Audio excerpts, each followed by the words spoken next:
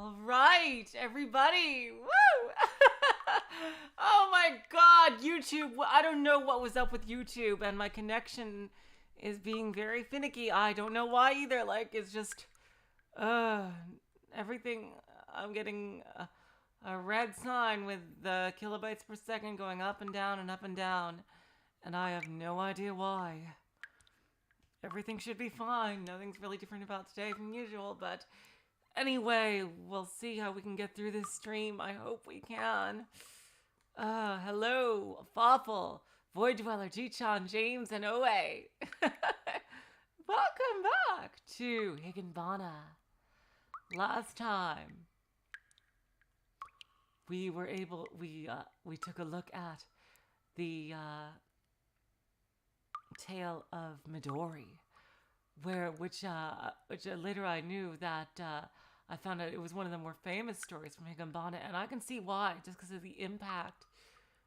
Hello, Eternal Magician, welcome to the stream.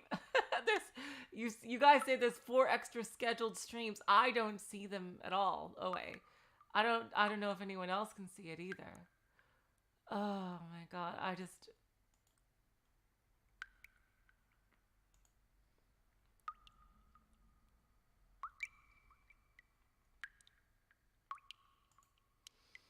But, all right. Oh, you're super excited. I do know that the next upcoming story is very short. It's a very short story. Oh, God. Oh, I can see. Oh, boy. Here we go. Okay, I can see these other streams that YouTube finally decided to... finally decided to schedule for me, but guess what? Now I can finally delete those extra streams. Oh my god. Okay.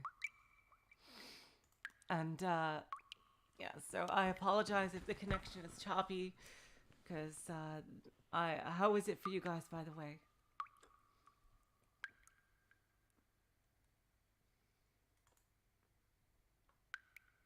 How is the connection for you guys, by the way? Hello, T.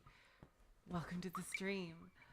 Yeah, I do know, anyway, I do know that this story is one of the shorter ones in Higanbana. So we're going to do the next one and start the one after it, which I heard is more normal length. So here we go.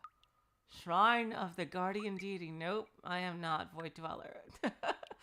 YouTube and OBS both being finicky. It's a match made in hell. Yep, Higanbana cursed the stream. Okay, and that a little loud on my end there. Let's get into it. Hopefully things won't be too bad here, connection-wise.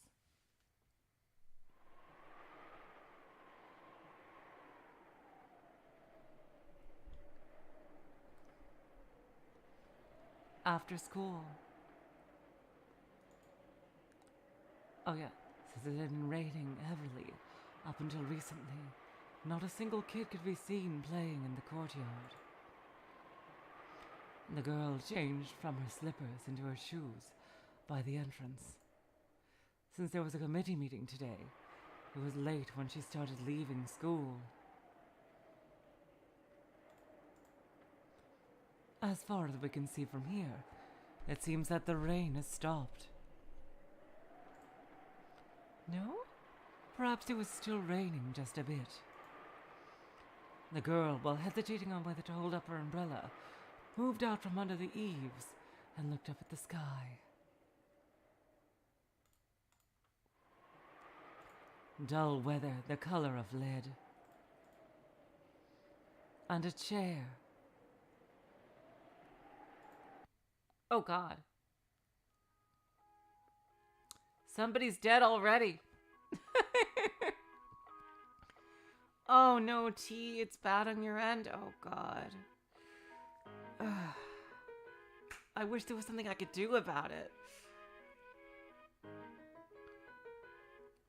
Somebody's dead already. I wonder if we're going to see how they died, or the mystery will begin with their death. In a puddle, Something dark red began to spread.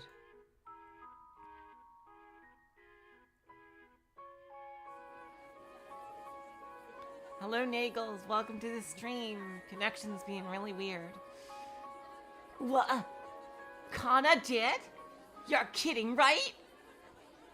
I got a chair fell on her. Straight out of nowhere. They say with a difference of a few centimeters, it would have crushed her eyes. The next day. Hey, Apparition. Welcome to the stream. I hope the connection can hold. Her class was in an uproar. For the average, ever-repeating daily routine that was their school lives. A big incident, like one of their classmates being injured and hospitalized, almost never happened, except when it always did, but the demons made them forget about that it happened, so God only knows how many kids have died, and teachers and people have died in this school.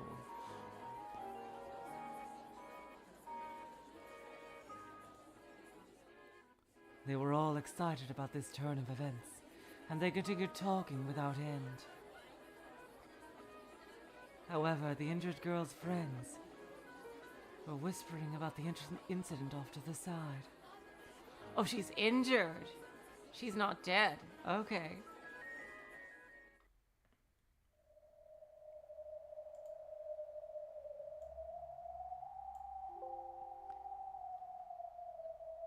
This is bad, isn't it? You're worrying too much.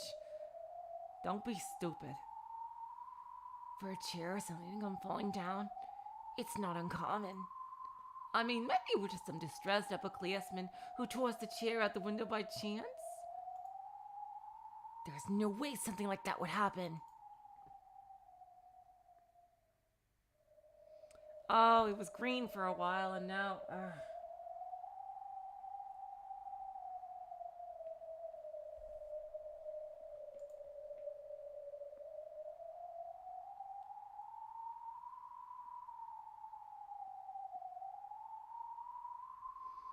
Oh, thank you, James. Welcome to the stream. James, an apparition if I forgot to welcome you earlier.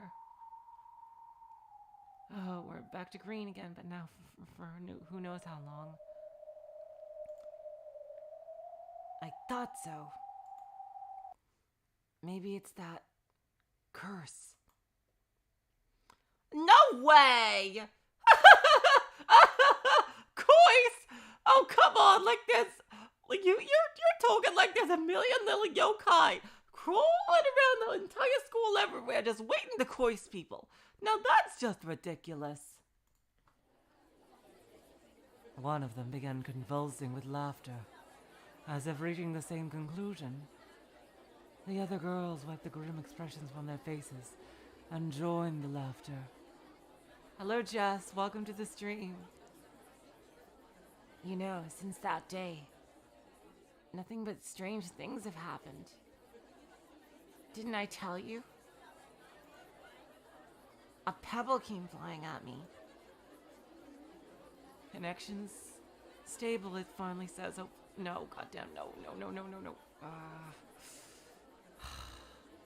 Why is it doing this? I wish I could just know why.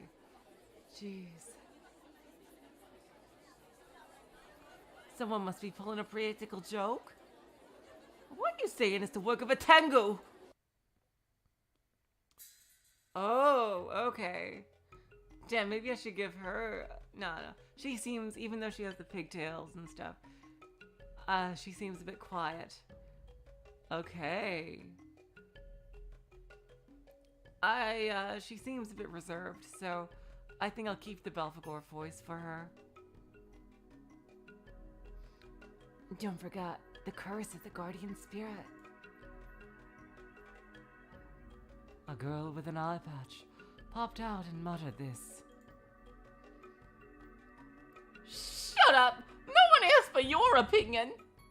Go somewhere else, Emo Goyle! Oh god, it's red again.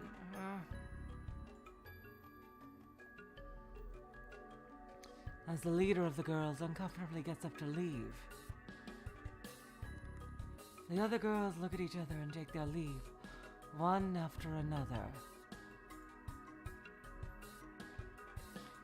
Afterwards, the girl with the eye patch was all that was left.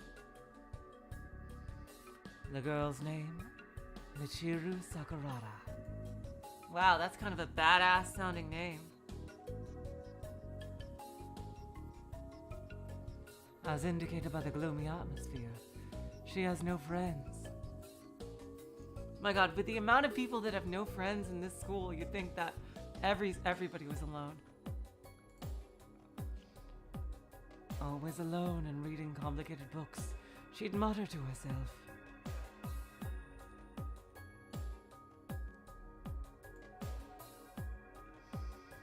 If you ask classmates about her, they will tell you she stands out. She's a dangerous one. Yeah, she seems quiet and slightly sarcastic, so I think the Belphegor voice works for her. Maybe I'll switch her to Burncastle if she gets even more sarcastic. But as far as Michiru is concerned, that wasn't entirely off target.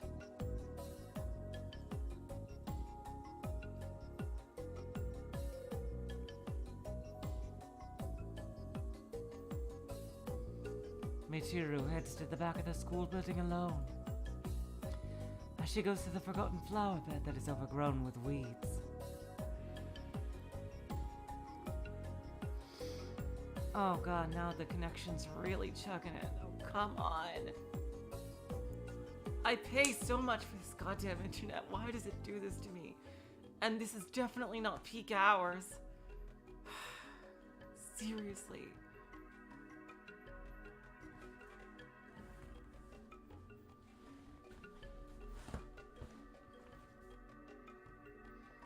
And there's a tiny shrine of weathered wood. It's difficult to tell if the shrine, that had been covered in grit from wind and rain, was being maintained or not. Hey Trad, welcome to the stream. However, its age certainly lends it a sense of serenity. Michiru leaned over in front of it, and she lightly clapped her hands and prayed.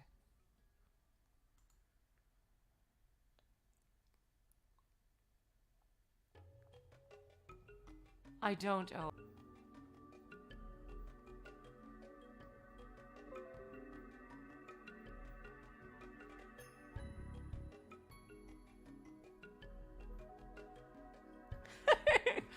I am such a fucking moron. Okay, apparently, lesson learned.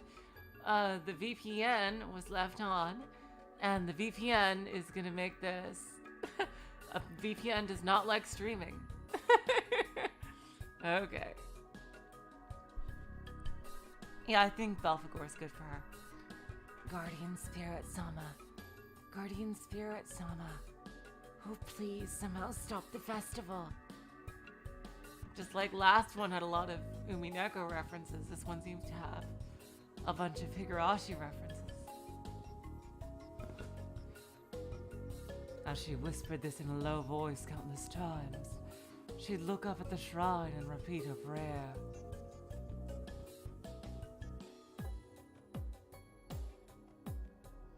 The shrine's small wooden doors that housed the object of worship had been broken. Uh-oh. Although crushed from its raised splinters, one can imagine it was broken just recently.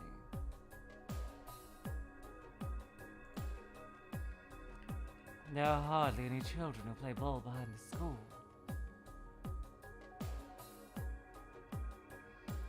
It might be possible that a heavy ball came flying, crashed into the doors, and demolished them. Standing up straight, Michiru caressed these doors, acting as if she were trying to repair the damage done to them. However, there was no way that would fix it. Tragically demolished, the shrine had been neglected. Okay, someone else is saying, who's there? Michiru looked up suddenly, and then slowly looked behind her. When she did, from the shadow of the tool shed, a girl flinched in startlement. That's a real word? Damn. The girl was one of the friends of the injured girl. She was one of the girls Michiru had warned about the curse. Good afternoon. Good afternoon. I don't know who this other girl is. The girl bowed timidly. As far as life at school goes, students almost never say good afternoon to each other. Well, I know in English they don't, but I thought Japanese was a whole lot more polite, but...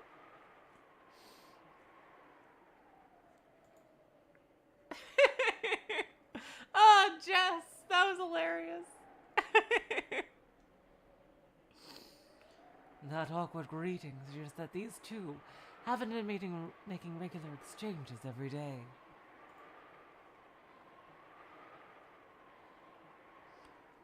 Without even blinking, Michiru stood up and stared directly into the girl's eyes. The girl decides she is ready and walks out from under the cover. Okay, she's shy. I hope her sprite shows up already. Because I don't know what voice to give her. About earlier, I'm sorry. I'm just gonna use my regular voice until she shows up. Hiromi has, well, a bit of a sharp tongue, you see. It's fine. I'm not worried about it at all.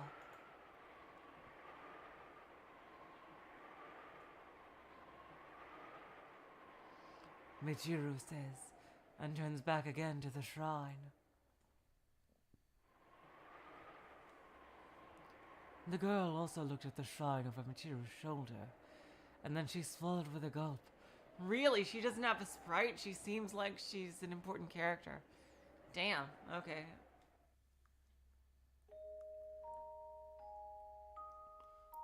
Okay, I'll just give her the Shannon voice then. Hey, Sakurada-san? Well, do you have,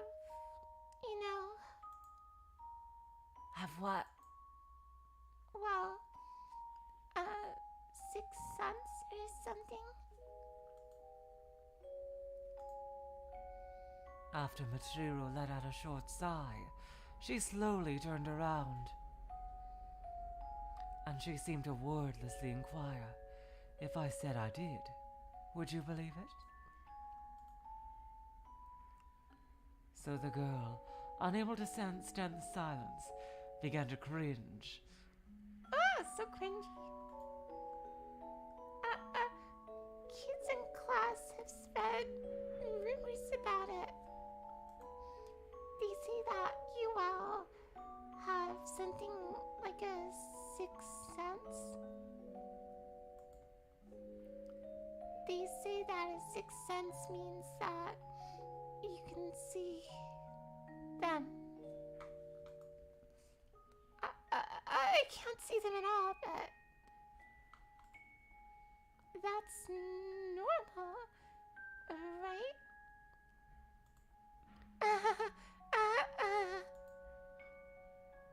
After letting out another short sigh, Michiru spoke.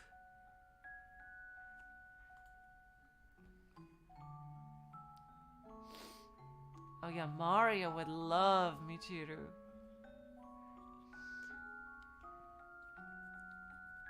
For me, it's been a very natural sight, because I can see them. Everyone else must be seeing them too. I've believed that since I was a child. That's really interesting. So,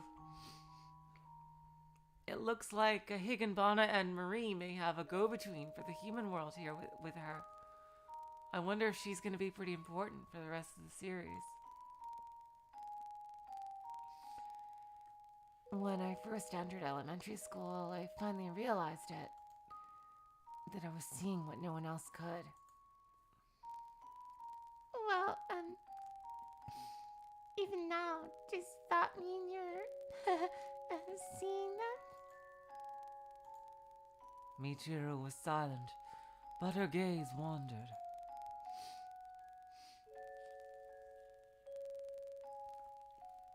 It was as if an insect or something similar had darted out and her eyes were following it. But there was nothing there. The focal point of Michiru's gaze slowly neared the girl. Unable to stand it, the girl covered her head. Michiru looked at her and giggled. I'm joking. It's not like I can always see them. No, rather only if I want to, so I made an effort to stop seeing them. Thanks to that, as long as I'm conscious, then I almost never see them. Why stop seeing them? By chance, even if I see someone possessed by a spirit, there is nothing I can do. If I tell someone to be careful of being possessed by a spirit, who would believe me? What the fuck would they even do?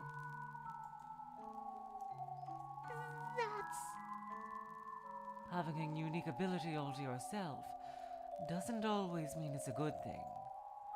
Much less sensing others' misfortunes with that ability.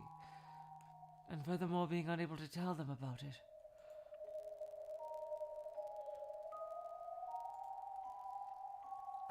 Well, I definitely won't make fun of you because, I believe you.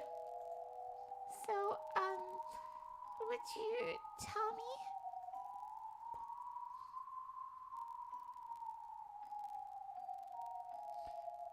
About the shrine to the guardian spirit that you broke? Yeah. Is Kana's injury that curse after all?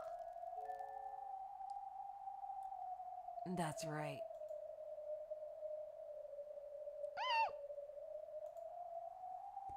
Yeah, she does seem quite similar to Rika. How interesting that I thought of the Burncastle voice for her at first. But she's not nearly that sarcastic, so... Yeah, I'm gonna stick with Belphegor for her.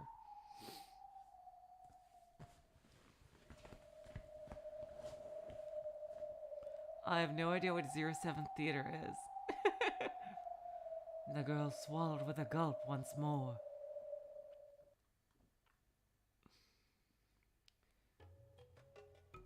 Something foul runs in the veins of the earth around here. Evil intents, bad spirits, those sorts of things have a tendency to gather around this ground. Then, Kana's curse is one of those bad spirits? No. The guardian spirit came here and used the shrine to calm evil forces and wicked spirits. Long, long ago, even after the people who honored him were gone, he remained for ages and ages, continuing to protect this land.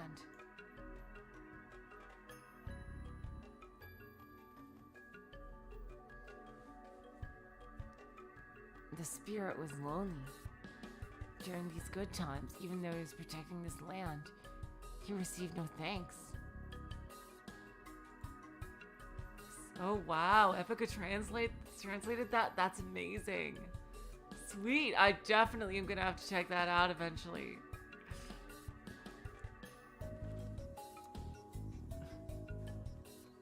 When They Cry Kingdom Hearts, unless the new Higurashi series is gonna be that, so who knows. That's gonna be amazing. Oh wow, that's another thing to look forward to.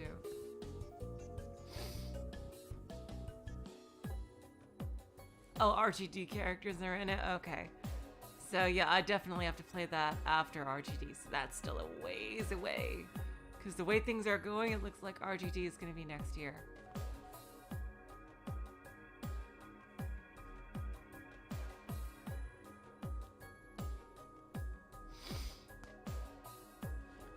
because of this, I'm sure that the spirit might have had times where he would sulk. And then, since we hit it with the ball and broke it. That's right. The guardian spirit became angry. It's not like only you were in the wrong. In the midst of these good months and years, the shrine was left alone and was not honored. This built up for many generations. When you all broke the shrine, this accumulation came bursting forth. The guardian spirit's curse. Yes. The guardian spirit is incredibly angry now. How are we supposed to calm him? The best thing to do would have been for all of you to have apologized to the shrine the moment you broke it with the ball. If you had done that, the guardian spirit would surely have been able to see it as a simple coincidental accident.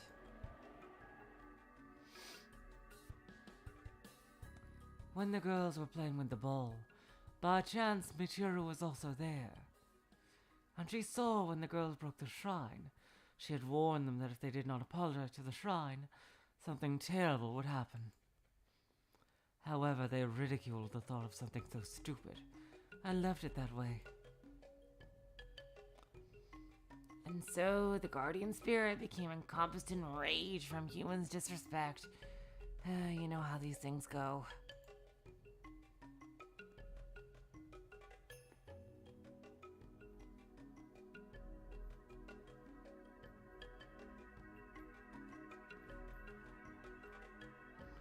If you had listened to my warning, nobody would have had to experience this misfortune. I'm sorry. At that time, we were in such a panic. We just... It's fine. At the very least, the guardian spirit has received your feelings of reverence. Yup, I think Belphegor works just fine for her. That will become the first step towards quelling his rage. Please, Sakurada-san, please! Oh god, I don't want to be cursed! I'm scared! Not just at the accident with the chair. Hiromi, Wakana, and everyone around them. Something strange is happening to them. At first, I wondered if maybe it was just someone pulling my leg, but then things got worse and worse, and finally the chair, and I don't know. If this curse gets any worse than this, what will happen to us? What's gonna happen? I'm scared. Save us, Sakurada-san, you're our only hope. Oh, Sakurada-san.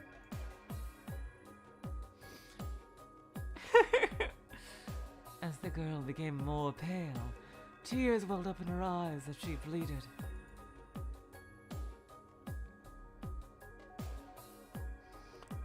Because of her power, the eerie Mashiro, who was always distant from her classmates, was being relied upon when it became convenient for them, and that wasn't a pleasant feeling.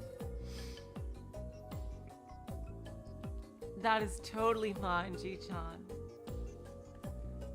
That's actually what my sister and I used to do when we kind of had sleepovers, because our old house was structured in a way that there was this big room with a nice TV and everything, and there was a sofa bed and stuff, and my sister and I would have sleepovers on the weekends, where she would draw and we would play some movies. And, I would go online and, also play video games and stuff. And we would talk about shit occasionally. And, it was really fun. So having someone draw some art while I'm streaming is really absolutely lovely. And, that makes me feel super nostalgic. Oh, that is Kochi-chan. However, she may have just grasped her first chance. A rare chance that she might be able to save someone with her own power. Michiru sighed for the umpteenth time, and as she gazed at the girl, she prepared herself for the worst. I can't do much. First off, I cannot quell the guardian spirit's rage. No. Then who can appease it? The only ones who can do that are all of you. It was the truth. She was dumbfounded, and she swallowed with a gulp.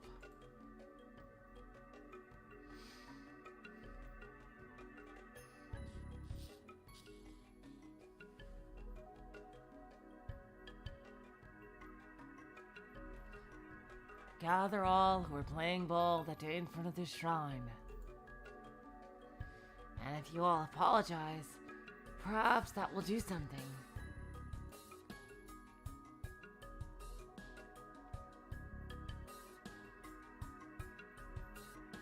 All of us?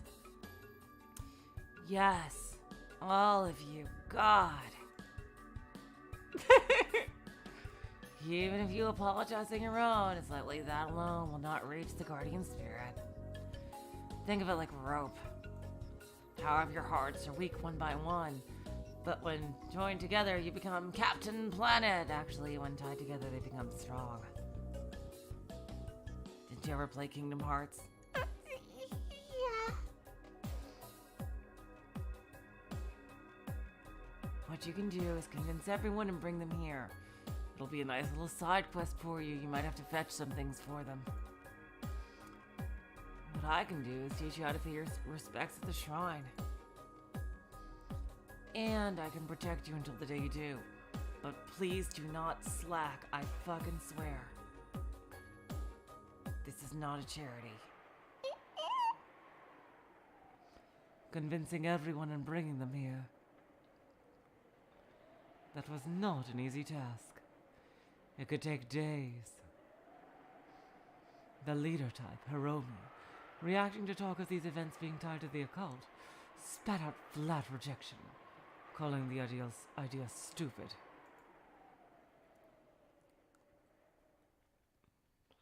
Convincing her would be no simple matter. Kana is still in the hospital after being injured by the chair. She's not in a serious condition. But they don't really know when she'll be able to leave. And during the next few days, there's no guarantee that the curse won't happen again. Well, actually, didn't she say she'd protect you? You're right. Even while I'm trying to convince everyone, the curse might happen again. The next curse, this time, someone could die. I don't want that. I don't want a classroom filled with chrysanthemums. Hang on. This is no laughing matter. The girl made an expression as if not knowing whether to laugh or cry, and grabbed hold of Michiru's shoulder. Anyway, until you all have gathered here, we have to make it so that the guardian spirit doesn't cast a spell again. Is there anything like a charm, talisman, something? There is, but the guardian spirit is very strong. Something like that can't protect you. What should I do? I'll definitely convince everyone and bring them here. So until then, how can we protect ourselves from the curse?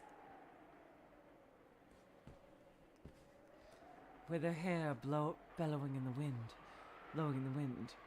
Michiru looks up to the shrine, and then looks up at the large school.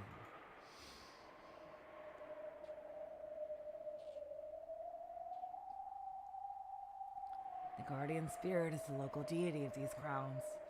To protect against his curse, you must borrow similar power from those that live on the grounds. Okay. What do I do? No, that doesn't hurt my throat. Going high does not hurt my throat. Going low. When I go low and do like the deeper guy voices, that hurts my throat. That's the part that hurts my throat.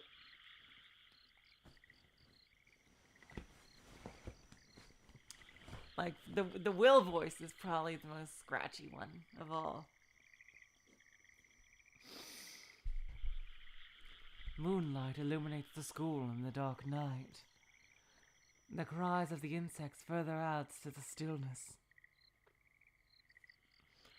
I think doing the higher voices like Shannon, Okanogi. Oh God, yeah. That's another scratcher. Yeah. The cries of the insects further adds to the stillness. The cries of the Higurashi. The silhouettes of two people stood behind the old school building. Yeah, the monster voice is really... Yeah. Yeah, that. I think that was the one that hurts a lot. Jeez.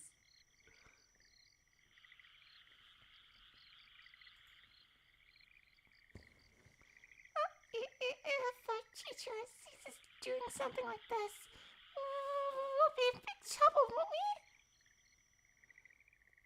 If you think suffering a curse is better, then you should go back. I'll do it!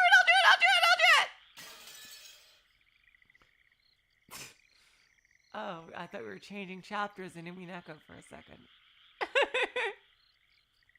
Yeah, the frog voice is a voice I've been doing for years. You know, if you want to know what the frog voice origin actually is, I'm going to tell you that hilarious apparition. The frog voice is actually me trying to copy the voice of Guilmon from Digimon Tamers. If you want to look up what he sounds like, because I thought Guilmon was absolutely adorable. And I loved his voice so much. Like, seriously. Like, if I had a Digimon, I would want it to be like Guilmon. So, and, because I'll let you guys in on a secret that I don't think I've said on stream before. I am a huge Digimon fan. I was all about Digimon, and I will still be all about Digimon forever. That, literally, not just a fan of it, but literally the website that my SO managed, that literally led to us meeting, was about Digimon.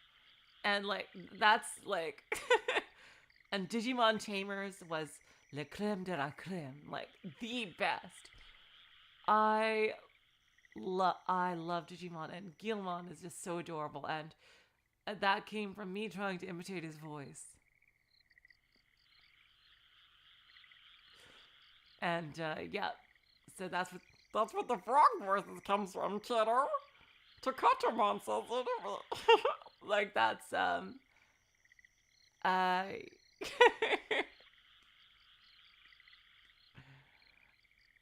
they took it down now, but,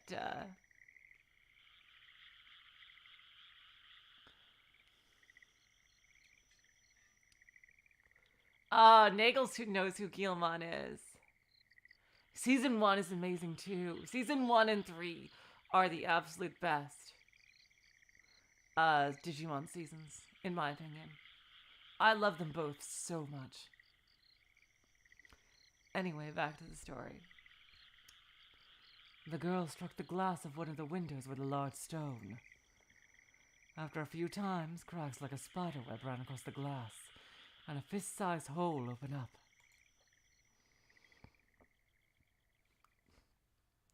While Michiru cast a light on it with a flashlight, the girl reached inside the hole and unlocked a door.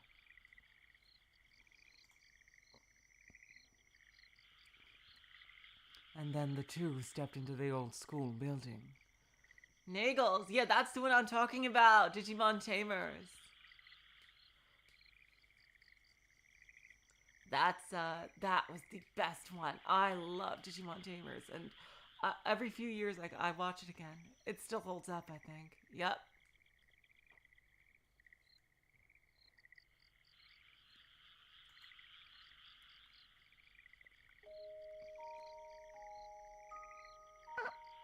About the old building.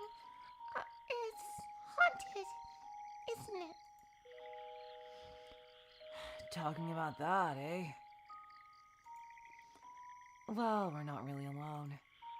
Right now, can you see any of them crawling about in this place? You want to know what I see? If you want, I can tell you. Never mind. In a school where a lot of people gather, a lot of memories, spirits, and power gathers there. And because of that, over many long years, this old building has become the strongest of all. Can that power really protect me? That depends on your intentions. If you have respect for those various powers and have a heart that wishes to be granted protection, then they will surely give that to you. Yes, yes! That's my wish. That's what I want!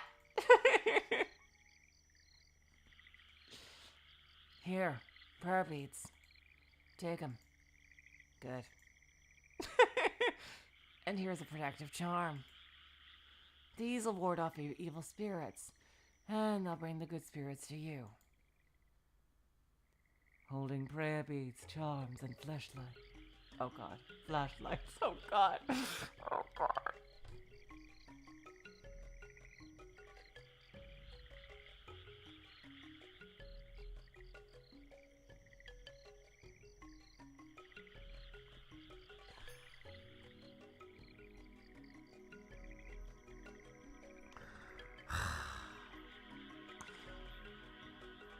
Holding prayer beads, charms, and flashlights, they began walking through the old school building at night.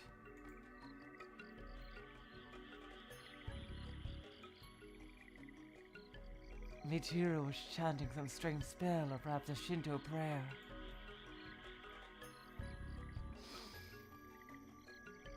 The girl couldn't understand it, but those words seemed like they were intended to seek protection from the spirits that lived in the old building. She couldn't understand it at all, but she tried to follow along. And like Michiru, she started chanting as well. I wonder, are our voices really reaching the spirits?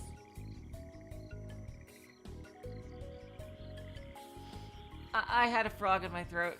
Boy Dweller, nothing happened. Yeah. They're here. They're really close and they're watching us.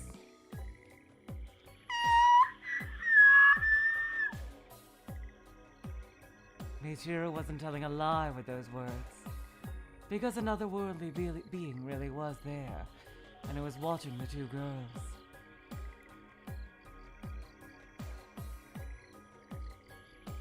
Alright! Hello, Maria! You two. What are you up to at this hour?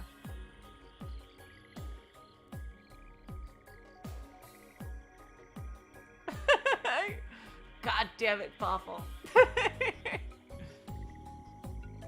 It was the subject of the old school ghost building's ghost story, Mezzo Marie.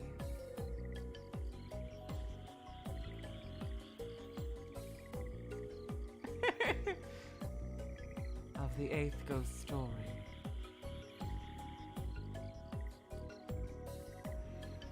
Rarely are there students who test their courage by creeping in here. Students coming in here this late are particularly rare. Marie, worrying the girls might tumble in the darkness and get themselves hurt, walked alongside them. In reality, the inside of the old school building was full of low-class spirits and yokai. Their strength amplified by the night, they wait here and there, looking to harm these rare visitors by making them get caught on things or by causing them to trip and fall. However, when they see Marie, school yokai of the 8th rank, they jump and run out of sight. To them, the 8th ranked school yokai was a terrifying creature. I'd say she's pretty damn strong if she can seemingly fight Higanbana evenly.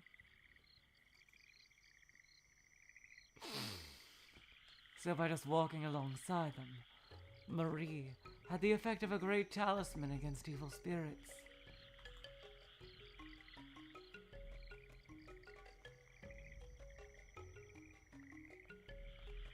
Who's saying this?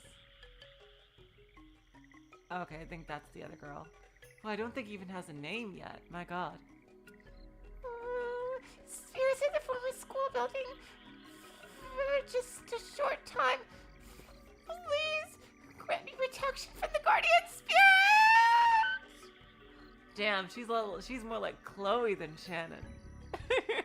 Hello, NGH. Welcome to the stream.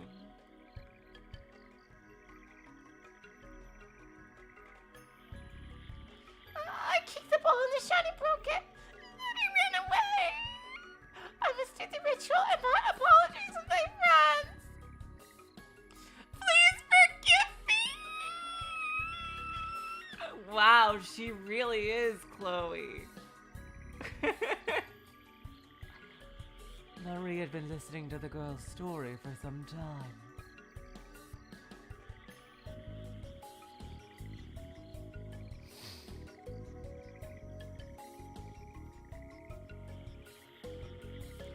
So Marie learned that the girl tapped into some creature's rage, suffered a curse, and that one of her friends had already been injured.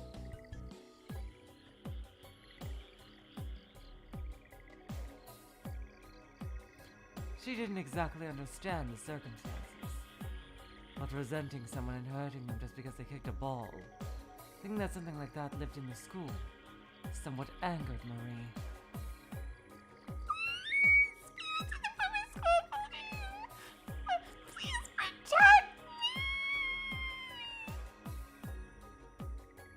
All right, I understand. I'm not really a spirit. I'm kind of above that, but I'll grant your wish. I, Mazzo Marie. Did that sound badass? Higanbana, are you there? Higanbana? Okay. Yes. Marie clenched her fist and gave a strong nod. That shrine spirit had to be pretty important to be cursing people. Oh, god damn it. That shrine spirit had to be pretty important to be cursing people. I can understand it getting mad that its home was destroyed. But thinking about it, it's saying it wants everyone to gather and apologize. I can forgive it for having those kinds of feelings.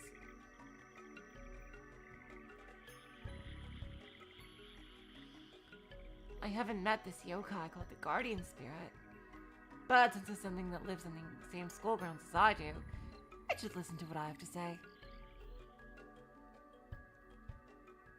The next day, the students are going around having fun during recess.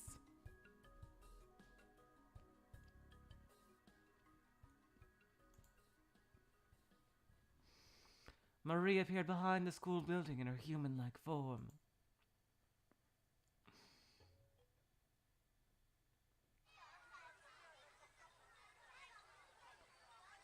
I'm sure they had said it was around here, but being honest, Marie didn't even know that the shrine existed.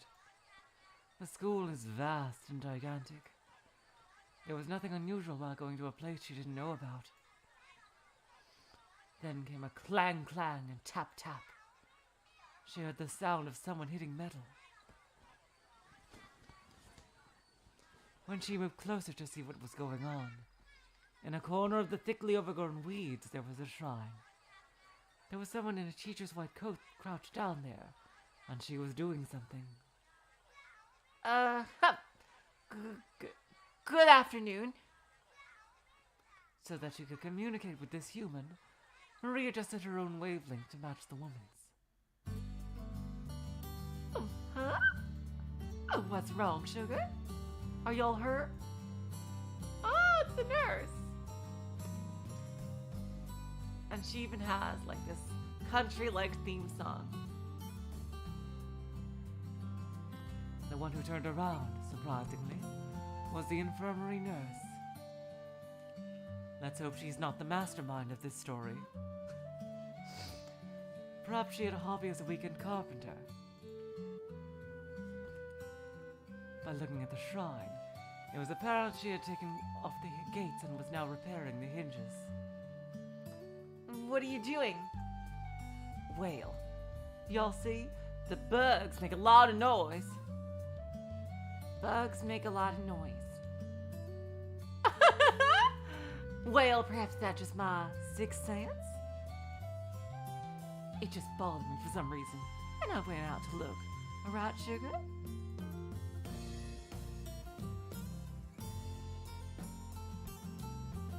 This shrine's gates were broken. A ball or something must have crashed into it. And then I thought about the poor spirit in shrine, you know? If you can, look at it this way. As a nurse, mending is my forte. She said as she laughed and skillfully continued repairing the gates. Yay! Oh, Higanbana's here! It seems that the nurse consensus. Huh? Higanbana-san. Oh, once in a while there is one, you see. A human who can sense us, that is. At times she's noticed my presence. She's always been by my side, so perhaps some of my magic has rubbed off on her.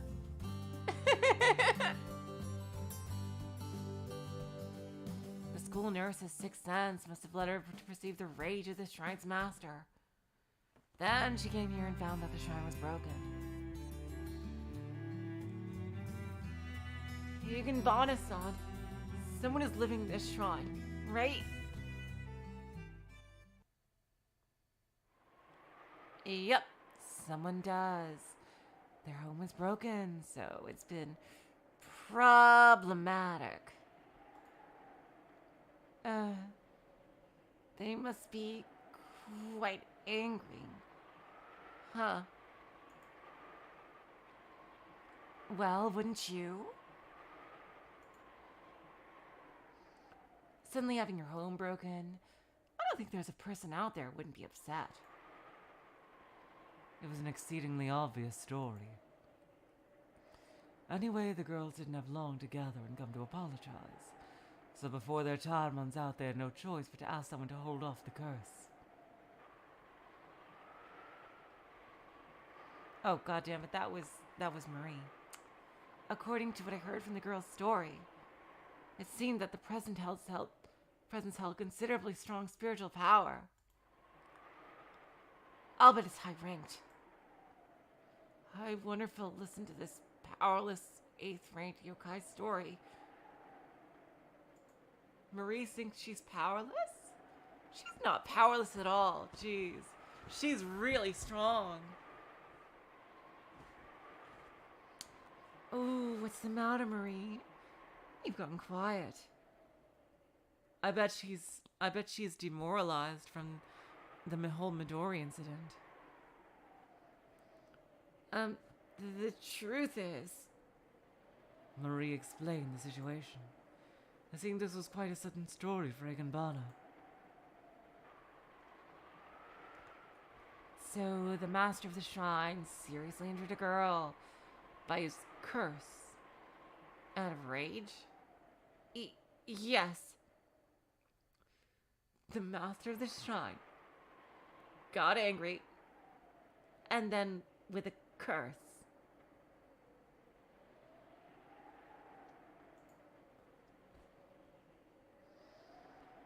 Higanbana said the same thing again, alternating her gaze between the shrine and Marie. Did you do that?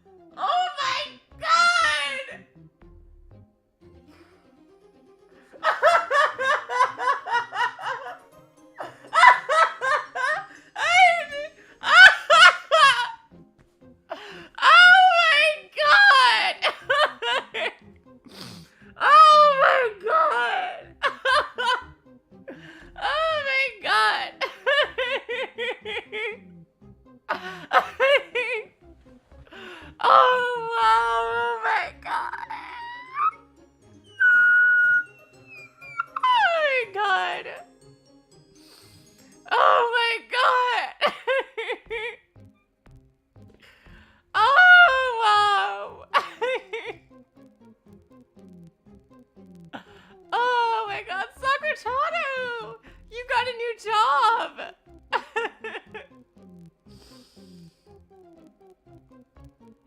Oh my god!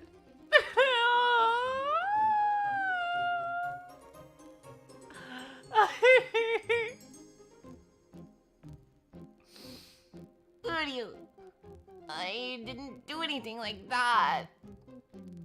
Huh? Huh? Oh my god! With a popping sound, while raising a cloud of dust, a small boy jumped out at their feet. Beato! Really? You're raising characters? Oh, come on, Battler. I think I deserve it. After all, the audience loves these little cameos. Oh, well, if you say so, honey. I think it's pretty cool that the little guy gets to do something else nowadays. He was about one head shorter than Marie. He had ears that made one think of a fox or something. He didn't seem one tiny bit like what one would call a stern guardian spirit.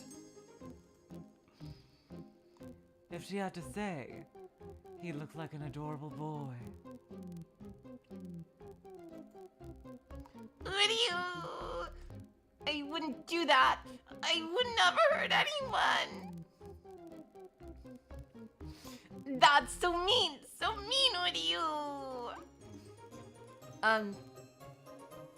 Huh? What? Marie was flustered by his sulking gestures and protests.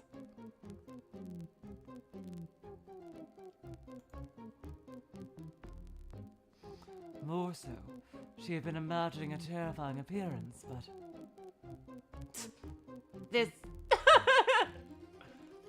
This is the animal spirit who lives in this shrine, Saku Yoru. I guess that's what he's going by these days. Uryu! My name is Saku Yoru. Yes. Saku no Shin, new Saku, yes.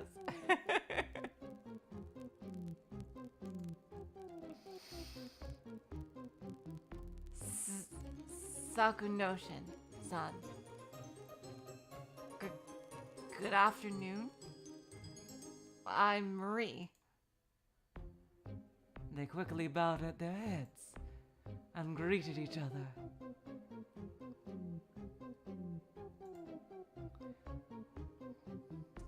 Hello, Masked Sponge. Welcome to the streams. I don't think I have seen you here before. This kid is the leader of the animal spirits at the school. As you can see, he's quite remarkable. Uryu! I'm the king of animals. Rah! I'm a lion. Oh, lion? I thought for sure you were a fox or something. Uryu! That's so mean, even though I'm a lion. Even though I'm a lion! And then that Final Fantasy VIII song comes on and goes, maybe I'm a lion. No, I'm just kidding. I do. This time he began crying loudly.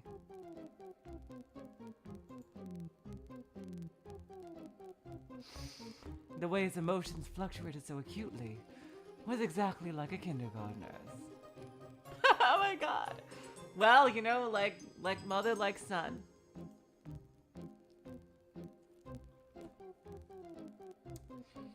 He suddenly had a ball come flying, which broke his precious home.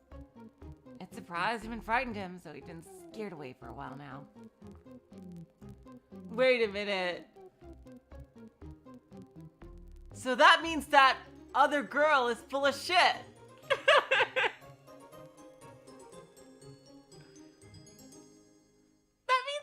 Girl is full of shit. Oh my god. She's just dicking around with her.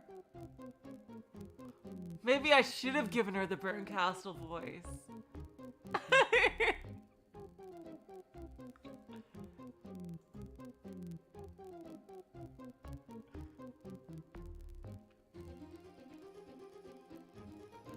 He may have been upset, but until just a little while ago, he'd been hiding and trembling under the bed in the school infirmary. Michiru is the other girl. Void Dweller. Michiru is totally full of shit. She's just like, she's making everything up.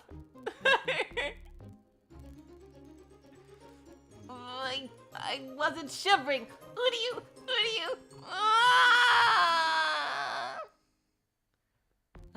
Saku Notion is a very easily frightened child.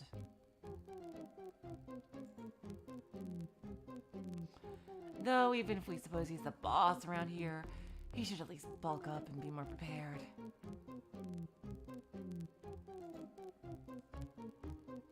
But I was just gonna have a warm nap and suddenly a ball came bam, crash, screech, Uryu! The ball went Uryu. It did! Ah!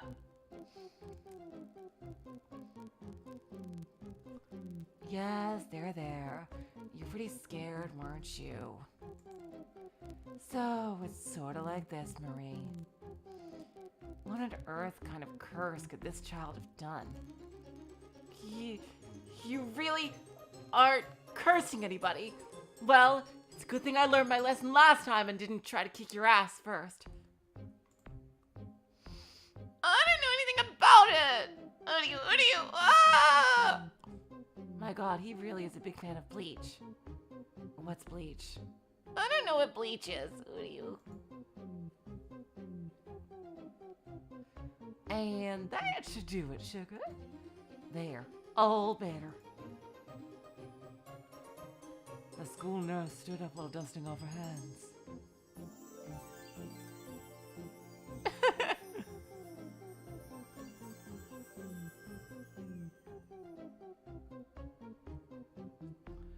Rather than just a provisional fix-up, a new door had been installed.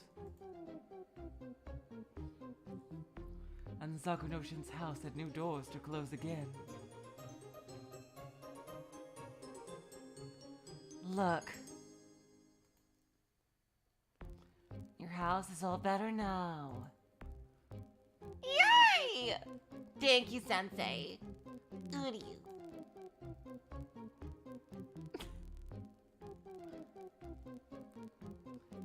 The crying raven finally laughed. It was quite the accurate saying. Saku Notion was jumping up and down in delight. While seeing such an innocent display, it was clear that this child could not possibly curse or harm anyone. However, there was a curse. Many things were happening to the girls who hit the shrine with the ball that were beyond explanation. And then the chair fell.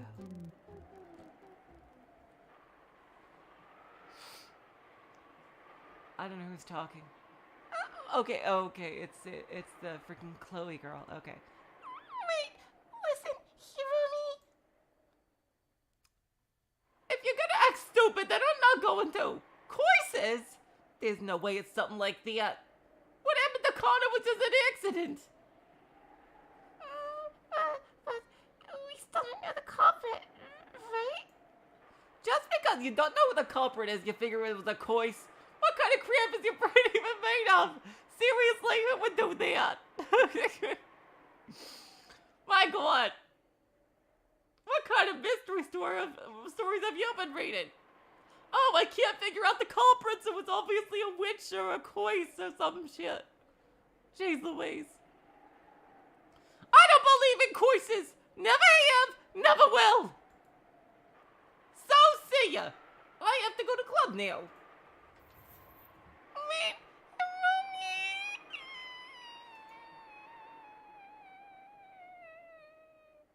Oh, she's gone. Hiromi rudely stormed from the classroom, her heels clicking. The girls were bewildered and hung their heads in shame. Other than Hiromi, everyone had agreed it was a curse and settled on going to the shrine and apologizing. Michiru softly came closer to the ring of friends. Was it no good?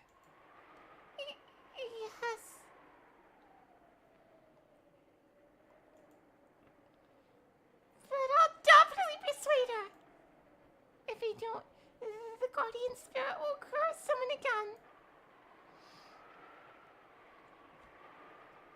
That is, if that someone else isn't Hiromi-chan, though. That's right. We have to convince her for her own sake. Go do that. Well, I'm going home. Michiru also left the classroom. The girls continued speaking in the classroom after school. The unexplainable things that had happened to the girls all happened when they were alone. So nobody wanted to be alone when going home.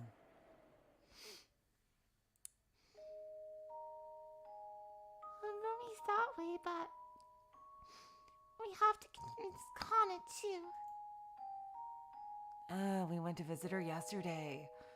Kana also said it could be a curse and wanted to purify it. In that case, if we invite her, she'll definitely come with us to the shrine. Thank goodness. Also, they said she's not hospitalized because of her injuries, but because she apparently had appendicitis. Oh my god!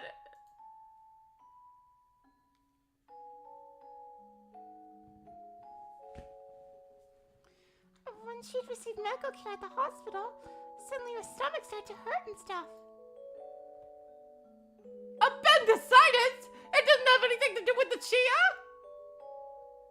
They thought her head injury was just a graze. Is that so? Well, thank goodness. Oh no, that's not Hiromi. God damn it. I'm running out of random voices. So that just leaves Hiromi, right? It'd be nice if Hiromi could change how she feels before the curse falls on her too, but... If we don't do something fast, it might be too late. No, like, this time like a fire extinguisher or something could fail. I can't handle if someone dies this time, like totally. Until the teacher doing his rounds yelled at them to go home. The girls talked there for ages.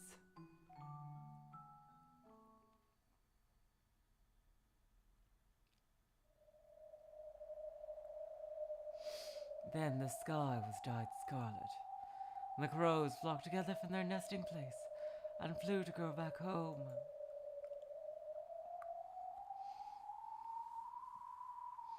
Hiromi, whose club meeting had finished, was also at the entrance changing her shoes. She was alone at the entrance. The school building felt deathly silent and was slightly eerie. Kana left late due to the student council meeting, and when she went home alone,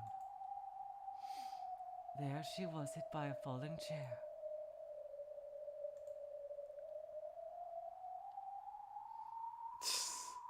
Oh, okay. This is Michiru. I've only talked big, but if there were a curse, it'd be awful.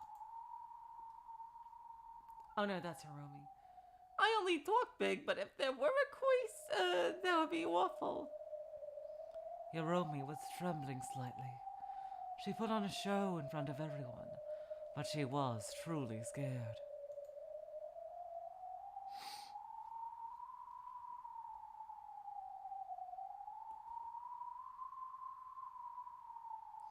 Even though she was reluctant to meet with everyone at the shrine, she also wondered if it would be best to go and apologize. Hiromi was so afraid she couldn't leave the entrance.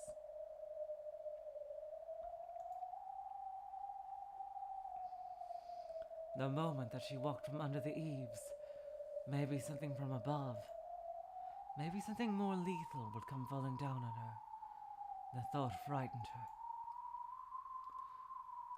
Since I'm acting tough, maybe it won't be a chair, and it will be a fire extinguisher or something instead. If that happened, it would be fatal this time. Grind. Uh-oh. What's going on? Is it Michiru?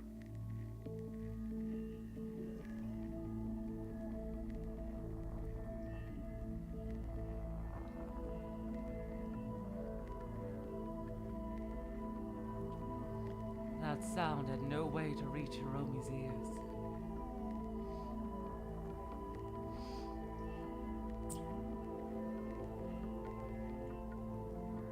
Because that sound was immediately outside the entrance and far overhead. And it was from the inside the veranda of the third-floor classroom. What it was did not betray her imagination. A little bit sooty and rusted, it was a deep red, extremely heavy. Oh my god. Is that Michiru? Is she some kind of psycho? Jesus Christ. Fire extinguisher. It went on grinding, scraping, dragging across the concrete of the veranda's alcove.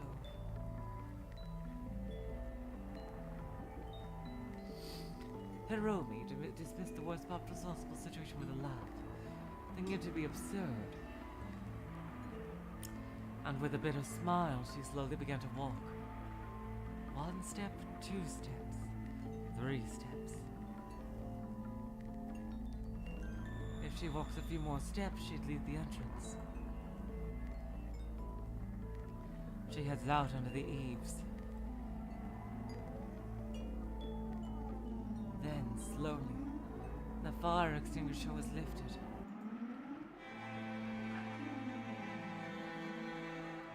That clunky, heavy hunk of metal waited for Hiromi's form to appear. Let's stop this. Nichiri Sakurada-san. Is that her? The voice was abrupt. She did not sense its presence. Oh, okay, I think that's Marie.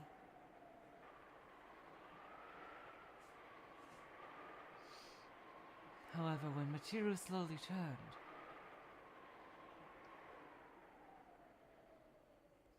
there certainly was the figure of a person. It was Marie. Below her, Hiromi was running full speed towards the school gate. She was already far away from the entrance. Now, if she dropped the fire extinguisher, Hiromi wouldn't even notice it.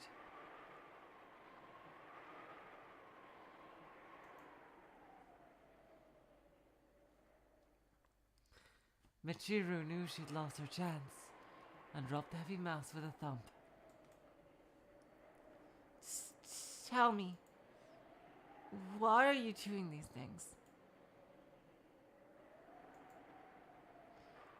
You're not a yokai, much less someone who can curse or pass judgment on anyone. But Michiru clenched her fists tightly, and while slightly trembling, she hung her head. And then, as tears began to spill out, she screamed. Nobody would believe me! No one believed her. Since she was born, she had the strange power known as the sixth sense. But no one believed that. Feeling alienated and alone, she couldn't trust anybody. So she was always alone. Oh wow! So she really does have the ability, but she was lying for attention. I see. When the shrine broke, I know I felt it. Something with strong powers. Something extremely sorrowful and astonishing.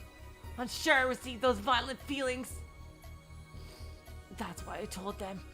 If they didn't apologize right away, a curse would befall them. But nobody believed me. And even though a curse should have occurred, nothing happened. Even after that violent explosion of emotion, nothing happened. So I thought I'd substitute for the curse. I thought if I did that, then everybody would change their minds and apologize to the guardian spirit as at shrine.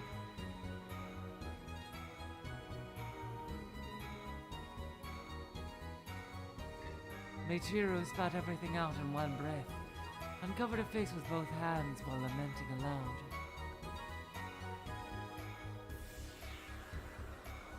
Her sixth sense was not wrong and could have been the real thing. She firmly understood the feeling of shock from the master of the shrine. However, her sixth sense didn't understand the rest.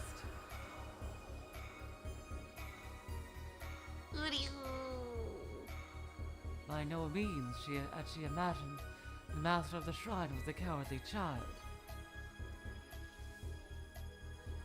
One who had been hiding under the bed in the infirmary the entire time.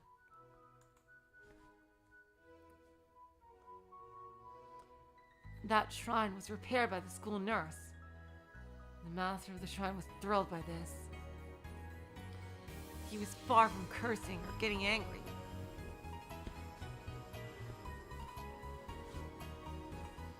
If he knew his name was used to curse and injure somebody, I certainly think that would make him very sad. So please, stop your curse. Those girls already decided.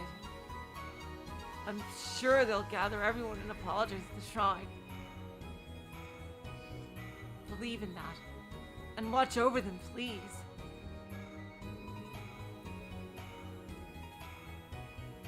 Yes. Yes. I'm really very sorry. All right! Woo! We finally have a story that doesn't involve tragedy. Oh my god, yay!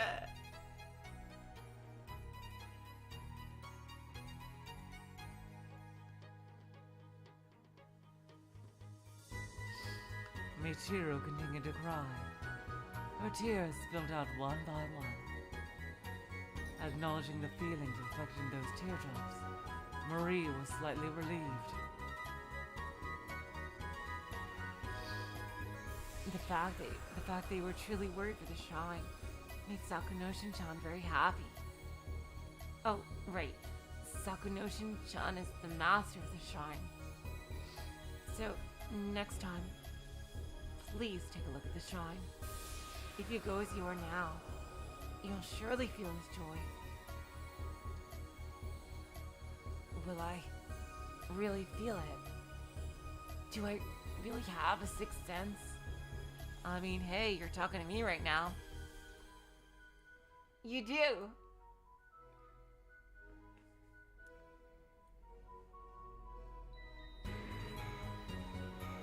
If I couldn't feel the master of the shrine's feeling emotions, how do I know if I actually have that sixth sense? Well, you can see me, can't you?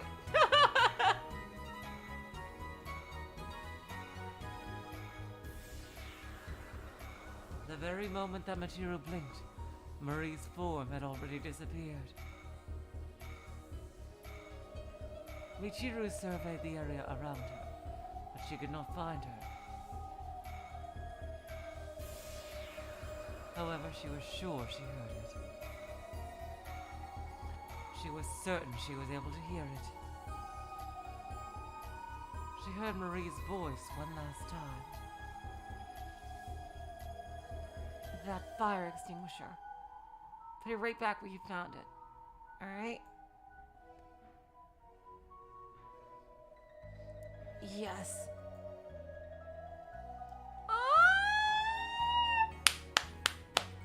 Yay! Happy story! Woo!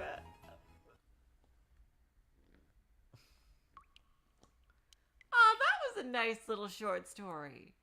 Yeah, it took an hour and a half, pretty much just like it, yeah. Oh, just like I thought it would. Okay, so the next one. Actually, wait, wasn't there a new term in the glossary? Chrysanthemums in Japanese culture, especially if they're white or yellow, are used at wakes and funerals, usually for bereavement purposes. In Chapter 4 of Higanbana, Michiru is implying that there may end up being a potential memorial service in the classroom. Should anyone end up dying from the guardian deity's curse, thus the classroom filled with chrysanthemums.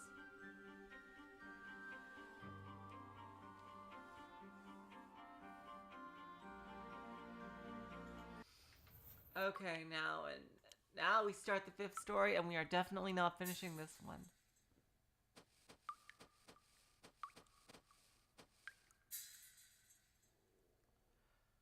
High melon. Is that what that says? High melon's castanets.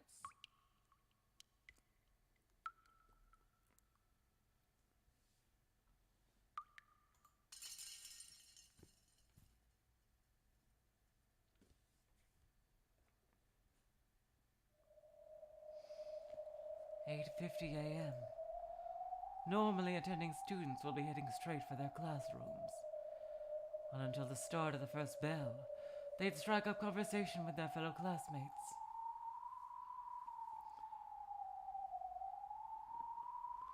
It was that time of day. However, at this hour, things were a little different today. Instead of a lot of students gathering to enter the school building, they gathered in front of some rabbit cages behind the building. Oh, this is a really scary one, eh? Okay.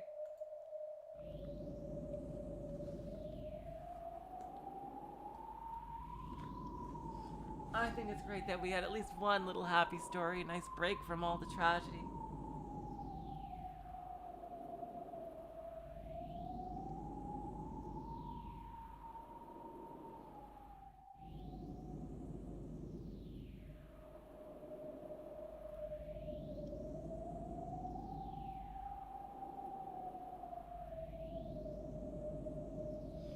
Some were screaming, some stood dumbfounded, and some were vomiting in the nearby storm drain. Yeah, I know this is a long one. Yeah, okay. So we're gonna start it and finish it next time. You have a great stopping point. Thank you, apparition. What would I do without you?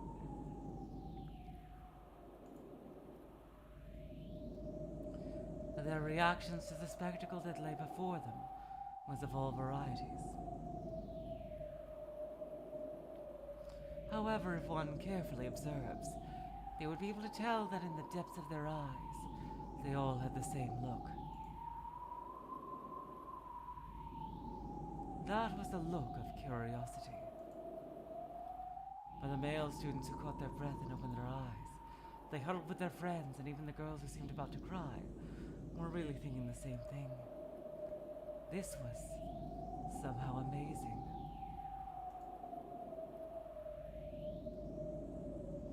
After all, this was the first time they had seen such a cruel spectacle before. It wasn't in a drama, anime, or even manga. It was in the real world.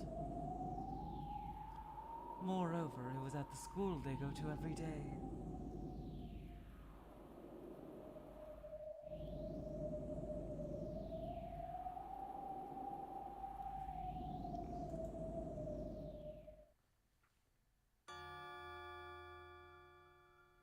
Inside the pen, the bottom was a sea of dark red blood. Oh my god. Rabbits that have had their ears torn apart. Oh god, oof. Tails, front legs, back legs, and all their organs from their torsos. Rabbits diced up with some kind of sharp instrument. Rabbits with their whole bodies turned purple from being beaten, and their tiny limbs bent in impossible directions. There had never been such a gruesome scene more befitting of the word cruel. Furthermore, regardless of how many rabbits were in that state, they were still alive. What? Oh my god, you're right, Fawful. This is kind of reminding me of 999.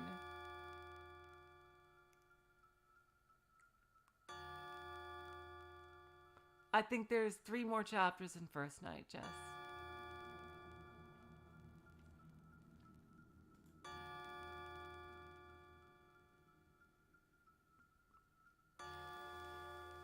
Blood flowing as they shivered. They let out shallow breaths. That is insane.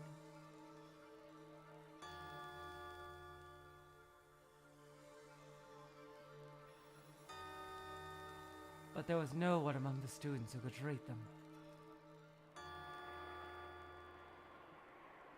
Despite how young they were, they understood. No matter what kind of measures they took, these rabbits could not be saved.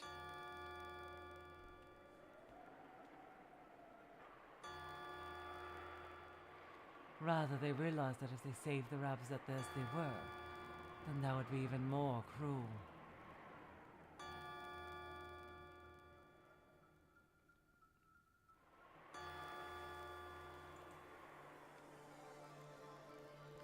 Hearing the commotion, the teachers ran out of the staff room.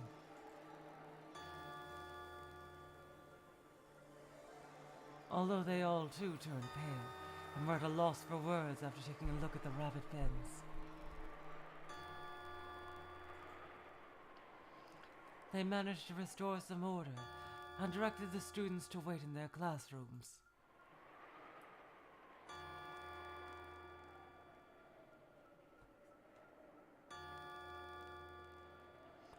However, even after the children had gone, the teachers didn't move for quite some time.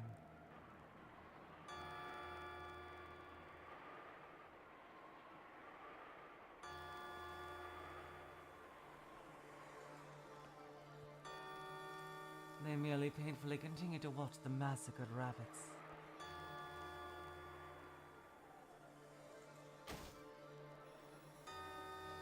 At that moment, they sensed that something moved from the corner of the pen.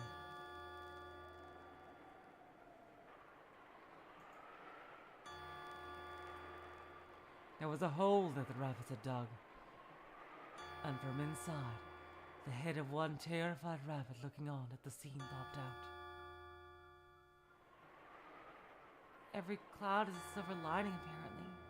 Oh, one of the teachers muttered. And as if that was their signal, one after another, rabbits began to come out of the hole. Really? So there's some survived. Interesting. So a random amount of rabbits died and some lived. I wonder why. I thought they were all killed, or, tortured. And although some were dragging their legs, none of them seemed to have any major injuries.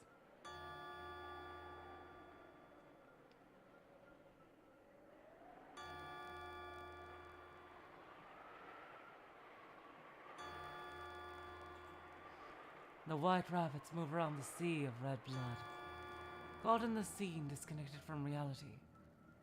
Once again, the teachers were at a loss for words. However, the silence was abruptly cut short when one of the young teachers decided to ask a question. Timidly, though incredibly bluntly. Oh my god.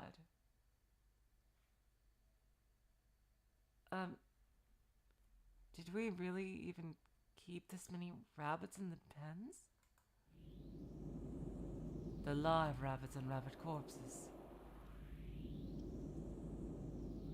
Their total numbers far exceeded the number of rabbits they had all thought were in the cages.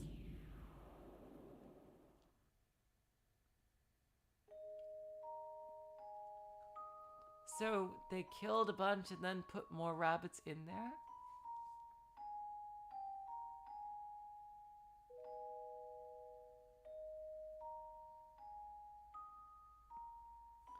"9:20 a.m.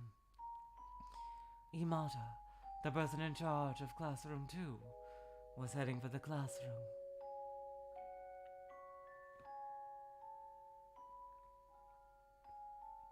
And he was thinking about how he should explain the rabbit pen incident to the students. Suddenly he recalls news he heard the other day.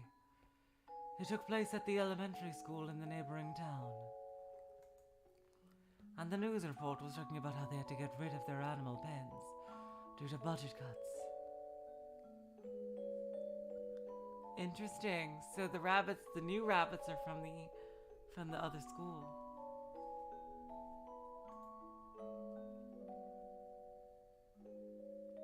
It was in order to save on maintenance and food costs. And he remembered how cheap they seemed by robbing those children of the chance to pet and play with those animals.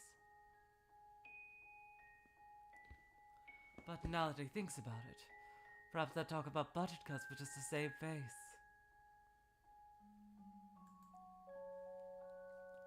Perhaps it might have been to dress up an incident like this one.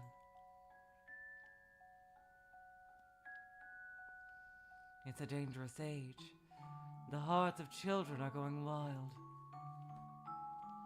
The idea that taking care of pets was part of a good education might already be a thing of the past. What will happen with those rabbit pens? Although many were left alive, it would all be hard to keep raising animals in those pens as they are now, so we thought.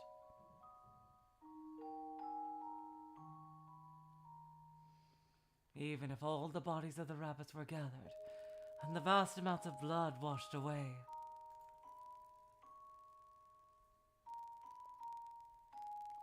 that smell like rotten meat and the choking odor of iron probably wouldn't really go away.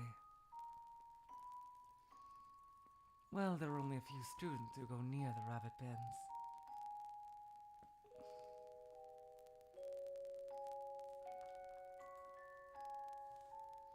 It's not like rabbits are rare or anything like that. And the number of students who would go as far as to expressly ask to borrow the key to the pens in the staff room to pet them were almost zero.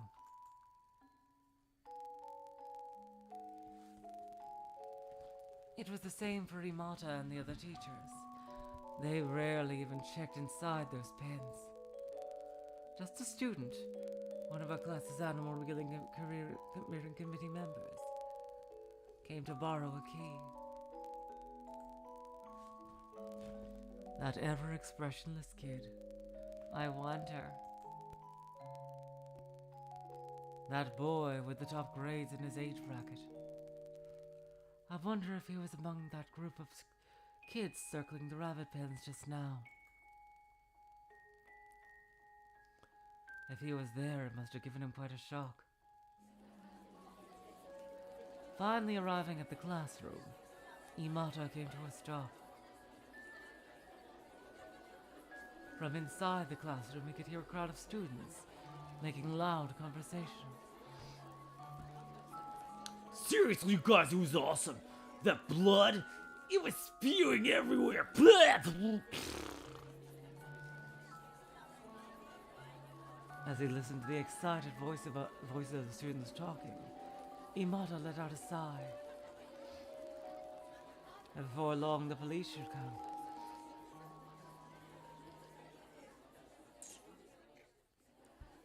He doesn't know what level of assistance he can provide, but the news might leak to the television.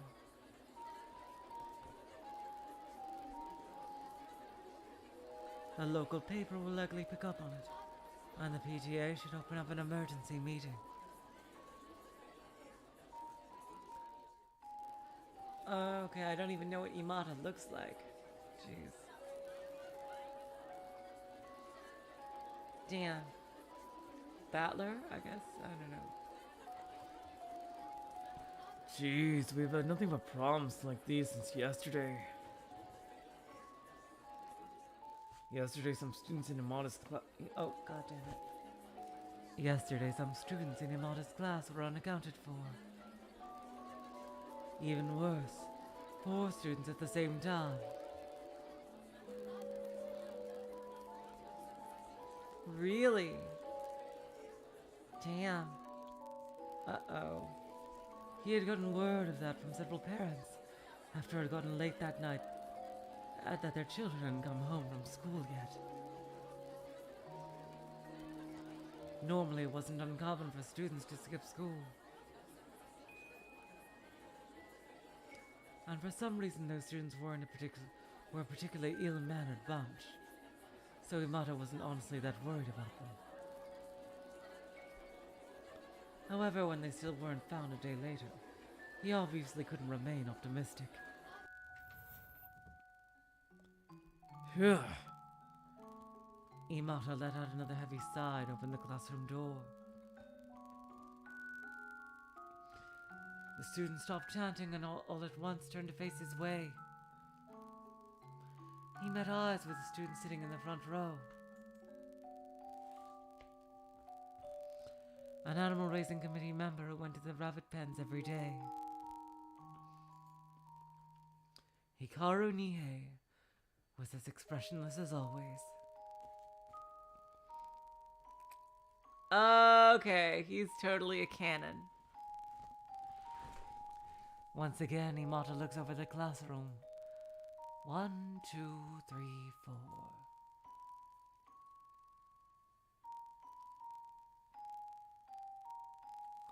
It might have been hidden under the shadow of the rabbit incident.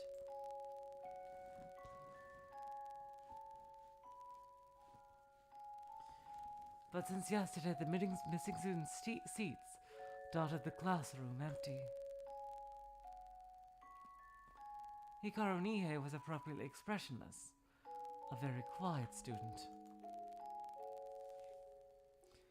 However, looking at him in this class, it wasn't that his personality was quiet.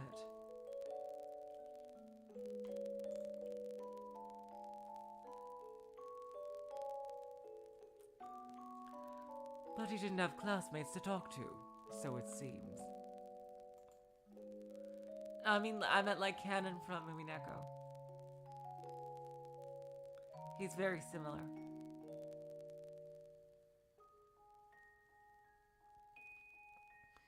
Hikaru didn't have anyone to talk to.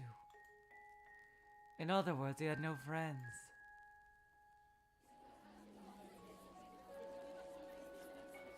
So, they say you can hear it from the former school building's bathroom. Girl's bathroom. A girl's voice would say, Mezzo, Mezzo, Mezzo, Mezzo, you there? Please listen to my pitiful story. It's not a guy? I heard someone say they saw a guy screaming and shouting. As I was saying, that's the voice of the teacher who was killed by Mezzo Mezzo-san's curse.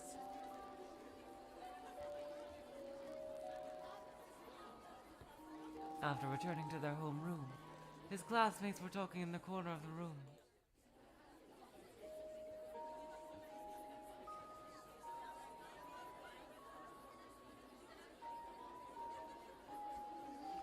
Even though they were sitting right next to him, there was no sign at all of him getting into the conversation. They wouldn't even let him enter their gaze, and they completely ignored Hikaru's existence.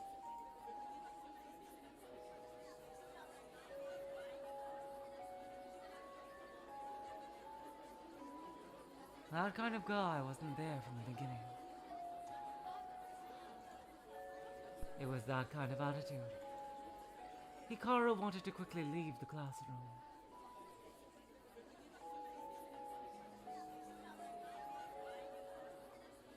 School was already over. Oh god, jam chat. Everybody would be drunk as a skunk. Challenge, jam chat says, challenge, take a drink every time in the class. Characters described as having no friends. Oh god. As I said, like, there's barely anyone with any friends in this school, my god. Nobody's friends in this school. Staying around people who acted like he didn't exist was only agonizing. However, when Hikaru decided to go home, he noticed his bag was extremely light. Even though he should have had his notebook and textbook since the beginning of homeroom period.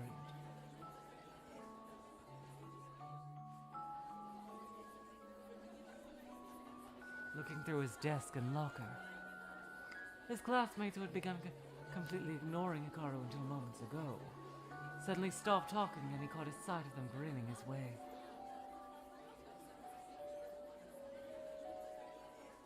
Not again. Thinking so, he went to look in the garbage can as he thought. Hikaru's class materials had all been thrown inside. Oh god damn it, people are bullying him too. But he seems like... I don't know, he seems like really cruel though. He carefully moved the leftover milks that covered them. They were soaking wet and thickly soiled.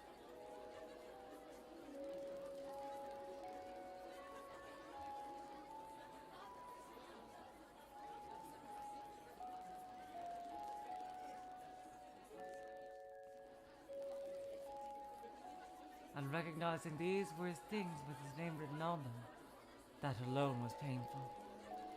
He could make use of the textbook, but he probably had to throw away the notebook. Even though he had just gotten it exchanged last week for the same reason.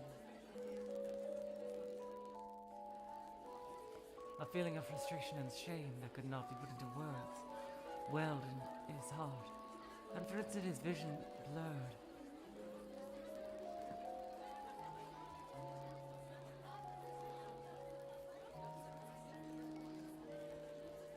As Hikaru held his head in shame, he didn't raise his face for some time, because he felt his classmates staring at him.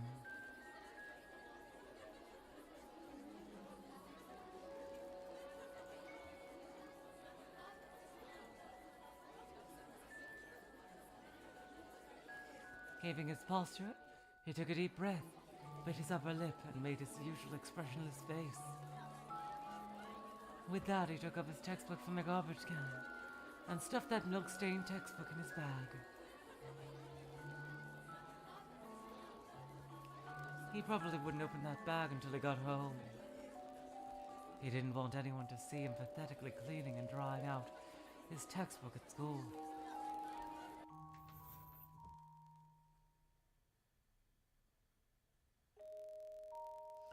He left the classroom as if he were running away from that scenario.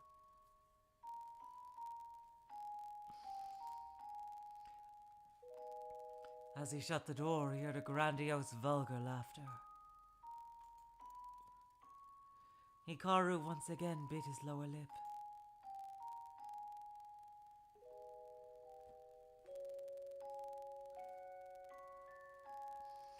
Then he turns away from the classroom and walks off.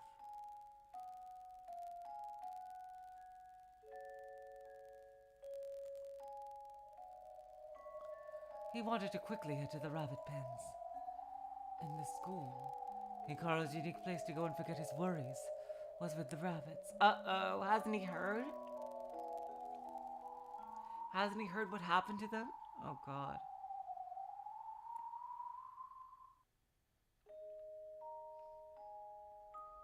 The rabbits are fine? Did they clean it up already? Thanks for waiting. How have all you been? While opening the door to their cage, Hikaru spoke to them. That face, which had been expressionless until now, was filled with such spirit it was hard to believe. His voice also seemed to become extremely good-humored.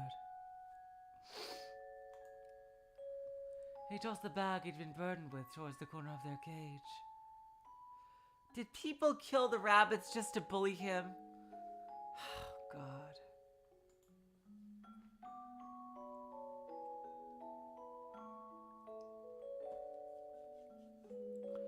Along with a thud, the dried earth whirled up. Whether they'd reacted to the sound or not, the rabbits that had hidden in holes poked their faces out. Large red eyes, ears that stood up straight, those adorable gestures. Their bodies had been dirtied a little here and there, but if one wiped it away a little, they'd become snow white.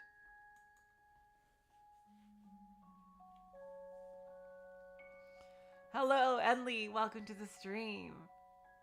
I don't think I've seen you here before. Hikaru was a member of the Animal Raising Committee. Class 2's committee had been assigned to taking care of the rabbit's cage.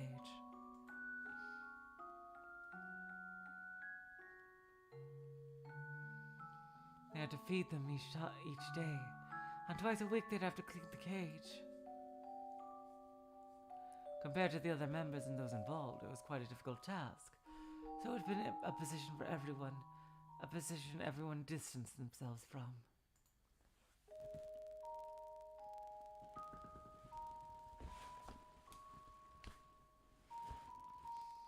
From the start of this semester, Hikaru had been forced into this role by the rest of his classmates.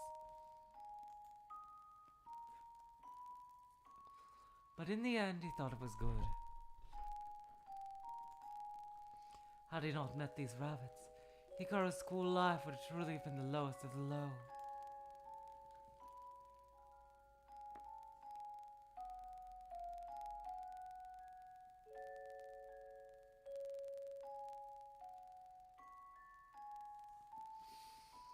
It was ruined. Again. My notebook. He held his hand out to the rabbit, softly petting it. I think it's just a shadow away. The texture of its short, soft fur was pleasant to the touch. It's not all that expensive, but if it's constantly getting thrown away, I wonder if it'd be better just to not take notes in class anymore. That's right. Even if he doesn't bring his notebook, he could still get a good score on his tests. Hikaru was smart.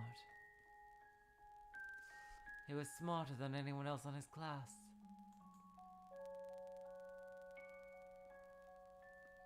His classmates also knew this.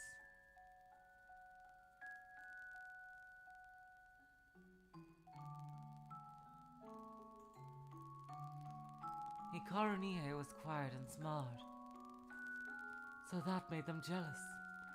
So he was bullied. Outrageous, isn't it?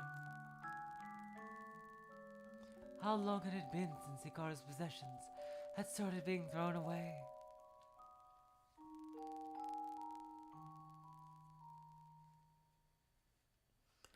Was it because he received 100% in all of his classes and was praised by his teachers?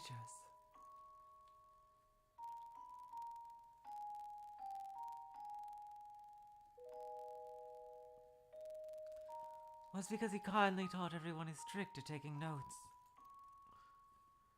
He did not know what the cause was.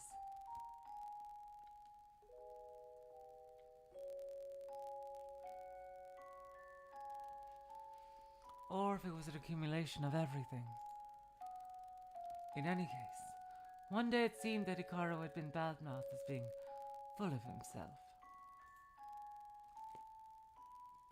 And finally, when he had moved on to ignoring it, it turned into having his personal items thrown into the garbage bin.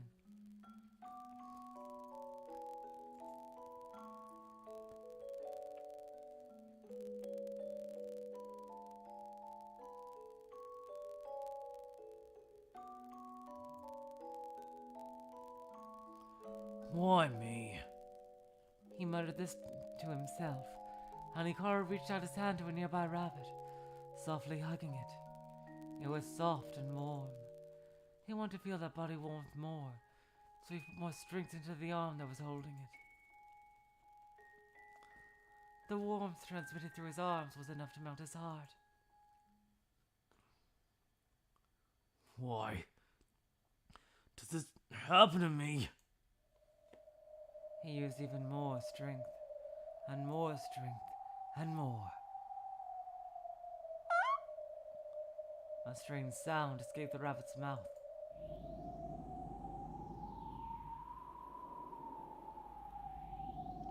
By now, the rabbit in Hikaru's arms looked to be in agonizing pain as it struggled. But Hikaru did not make to let go.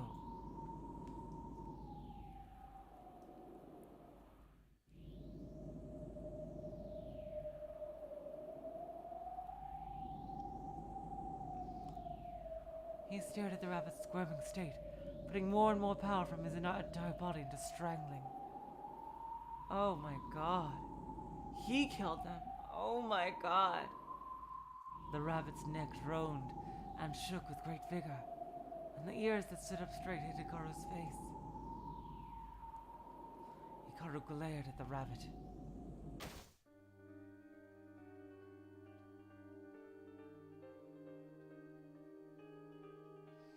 Then, raising the rabbit with one hand as high as he could,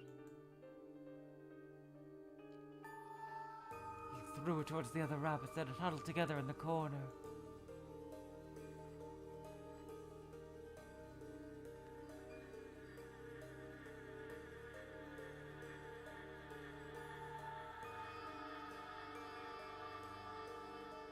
The thrown rabbit went face up, limp, and the other rabbits became panicked and fled around the cage.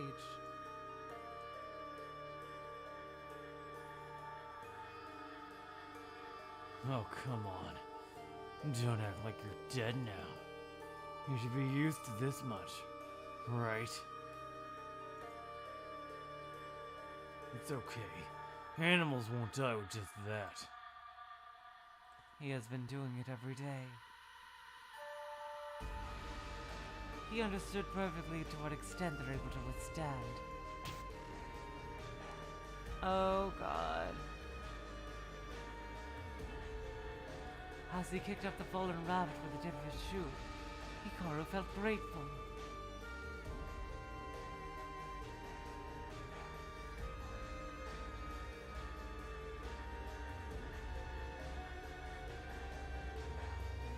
Thank goodness these rabbits are here. Thank goodness I became a member of the Animal Raising Committee.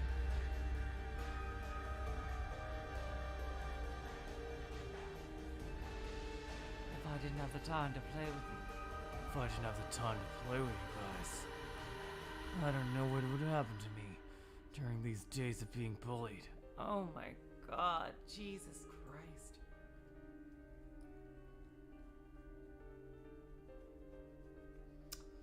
Oh God. Damn. He needs to go to a freaking therapy stat.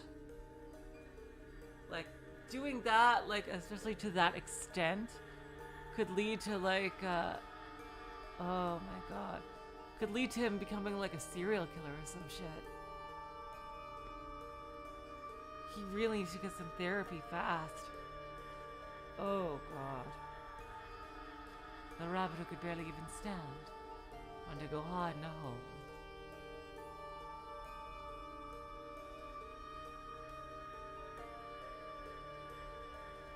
However, like an eagle, Hikaru caught its back leg and casually dragged it back.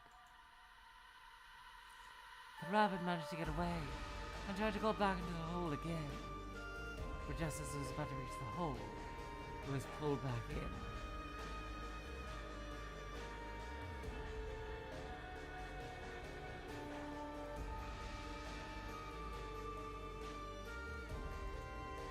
This repeated many times. My God.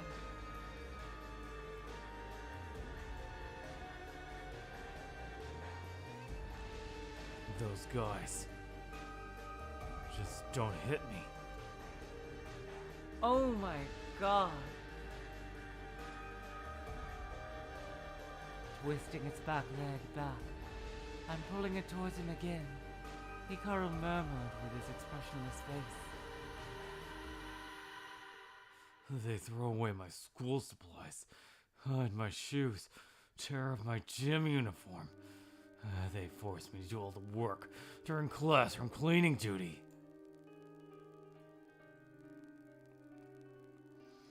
I'm totally fine with that, but they still haven't punched me or kicked me. They don't hit him. They don't kick him.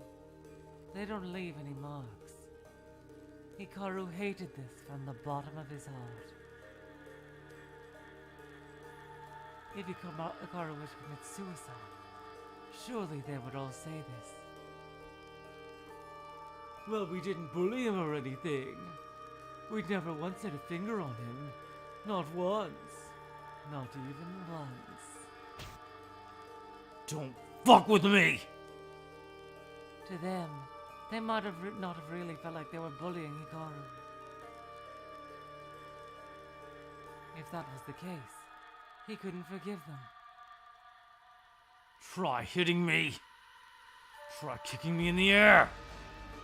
Hey, do you know? Do you know that feeling of having your things gone over and over? That feeling of making excuses to your parents when your shoes disappear?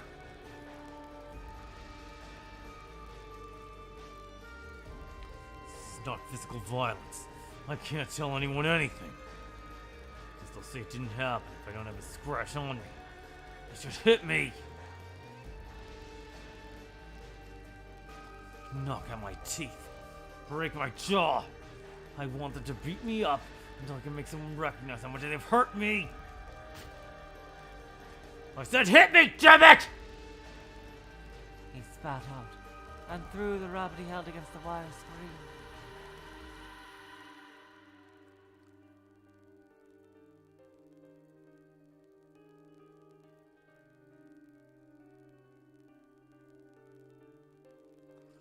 Although the loud crashing sound did not divert his thoughts, Hikaru understood. He was bullying these rabbits.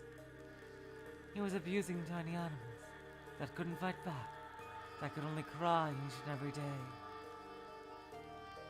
He was doing something cruel.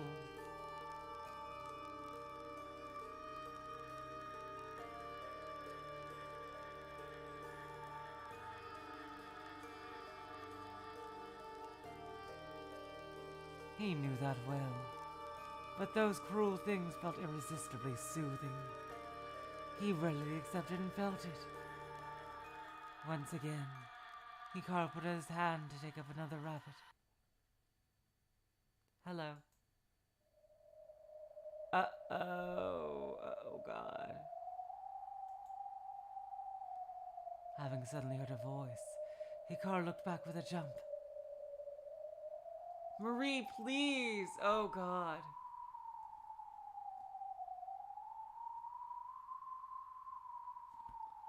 Oh God, Marie. You gotta get him to stop this.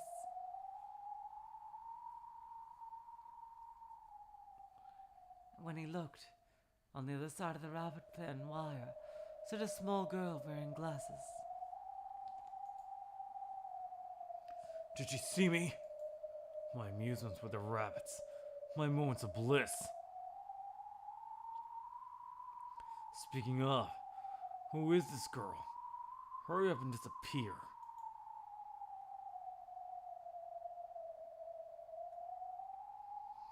Perhaps those emotions welled up inside Hikaru's eyes.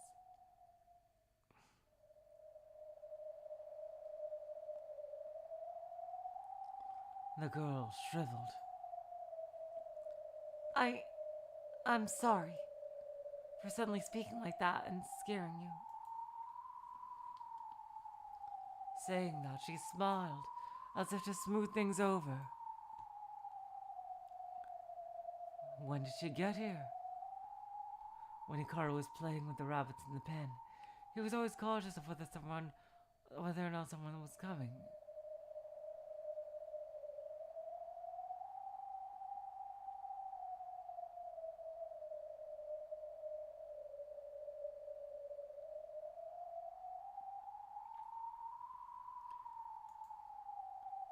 The inside of the rabbit pens looks over the school entrance, courtyard, everything. If someone were to come near the rabbit pens, he would quickly notice. However, he hadn't noticed her approach until this very second.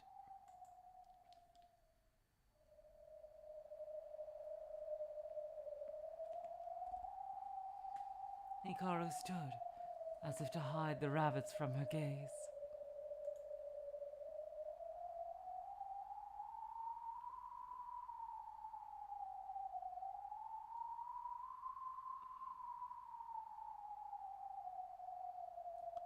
Need something?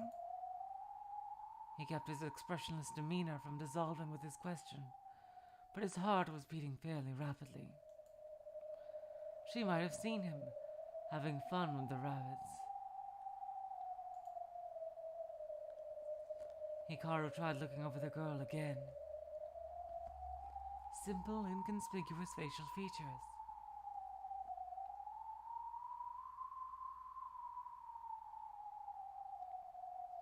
Despite being in the same class, she seemed like a girl whose name would be forgotten.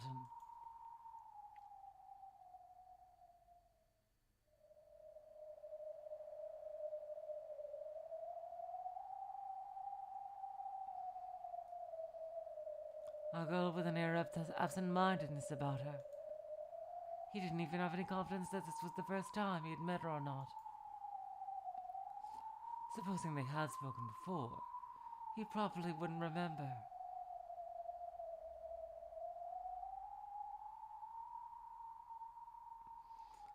surprisingly they had spoken before. Supposing they had spoken before, he probably wouldn't remember. That's how thin her presence felt.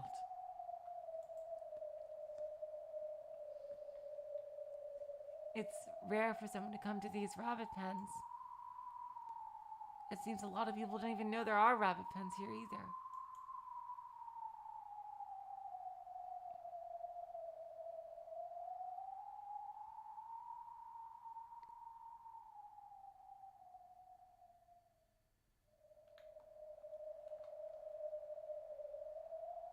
She seemed like a girl who had discovered someone's shadow by the rabbit pens and decided to approach them. Guessing as much for now, Hikaru took a breath. It didn't seem as if she saw how he was behaving moments ago. Oh god, oh, you should get some sleep if you're feeling tired. I'm gonna go to the bathroom for a little bit. I will be right back.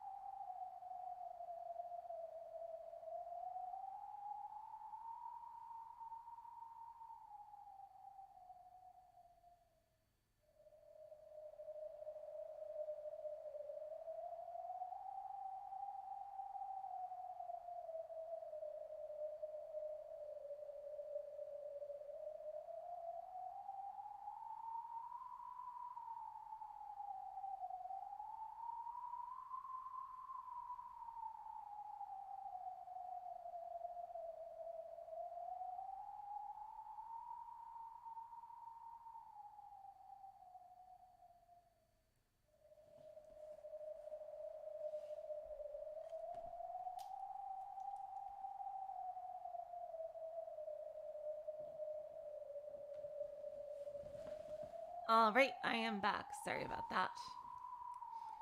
Guessing as much for now. Hikaru took a breath. It didn't seem as if she saw how he was behaving moments ago. That relief might just have been a wrong guess that left him with his guard down. Forcing a smile to her face, the girl comes into the pen. He didn't know who she was, but stepping foot inside his sanctuary was something he couldn't allow. Furthermore, if I goof up, she'll probably timidly come this way tomorrow too. Don't fuck with me. This sanctuary is mine alone. This isn't a place for someone like you, who from the looks of it has no one else but rabbits for friends, to nonchalantly come in.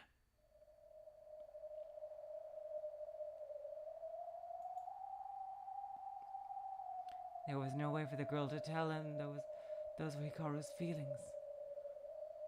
Squatting down, she began petting one of the rabbits happily.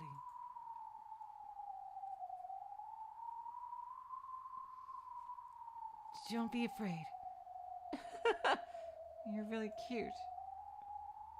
It's fine if you pet them as you like, but don't come here again. He had just sent those feelings, but there was no way they would reach. As Hikaru began to feel his stomach churn a bit, he gathered at her back, as if he were about to bite it. Huh? Is this one hurt? Don't touch that rabbit! The moment the girl noticed the rabbit was injured, Hikaru grabbed the back of her collar and pulled her down. With the sudden violence, the face of the scared girl matched the expression of the rabbits, adding to this explosion of emotion. Get out! No one is allowed in here except from Class 2's Animal Raising Committee! Don't come back again. Get out!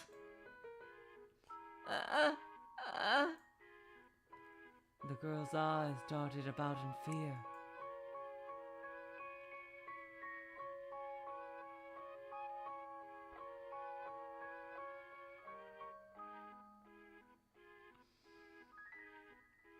Did she make some kind of mistake? Her face seemed to ask as if she couldn't understand. You didn't do anything wrong, not a thing.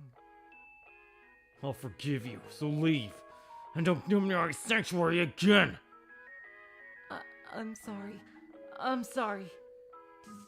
Did I do something? If I did something wrong, I apologize. I'm sorry. The girl shows me her nervous, frightened pupils. She moaned to escape my hand, and with that she seemed to like one of the rabbits. Oh no. She became extremely annoying. What the hell is it with you? Going to a place like this by yourself? You have no friends? You're probably just some loner who gets bullied in class. As he shouted full of emotion, his self-wounding words hurt even his ears. However, to the girl, those words cut right to the point.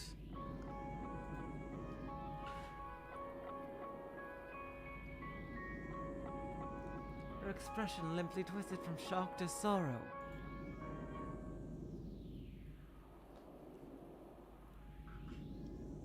How do you know about the secret that I've been hiding about being bullied? Oh, goddammit, that's Marie. How do you know about the secret that I've been hiding about being bullied? She had to have been asking herself. It's unfortunate. It's unfortunate. I understand it well. So we both hate this feeling. Oh, that twisted expression. It pissed me off! Hurry up and get out of here, ugly! Knowing that humans can't be your companions, you thought animals can be your friends instead? My god, this guy is a world-class projectionist. Your miserable thoughts are all too obvious. I know it. You're a bullied kid, right? Frustrating, isn't it? But you can't do anything about it, can you? So you think you make friends with animals? As if rabbits or anything would be friends with some bitch like you! Fuck off and don't come back! You! Jesus Christ.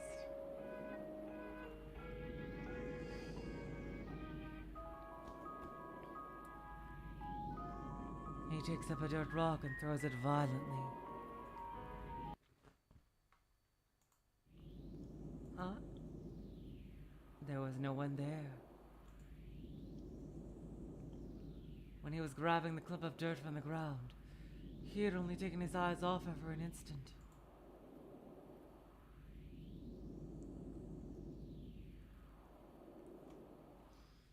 Even so, from the edge of that single instant,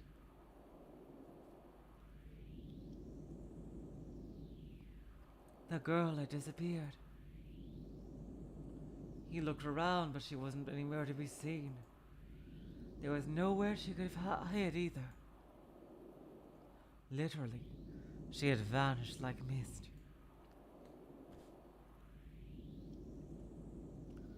What is this? Almost like a ghost. It couldn't be. Yokai?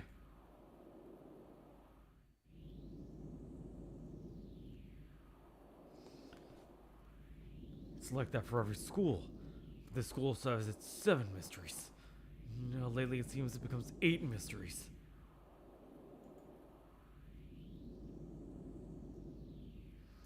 Or so they say.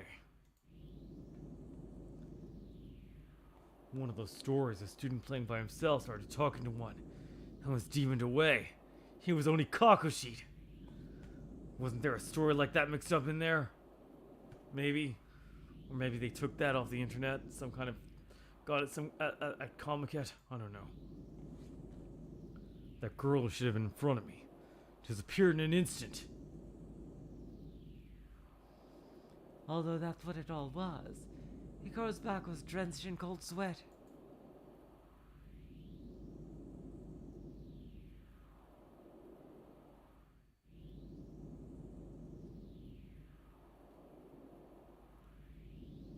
No way.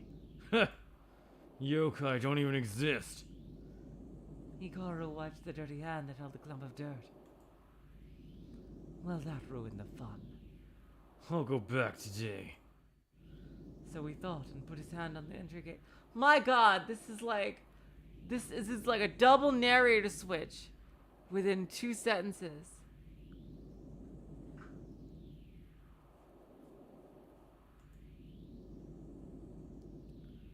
That was the moment.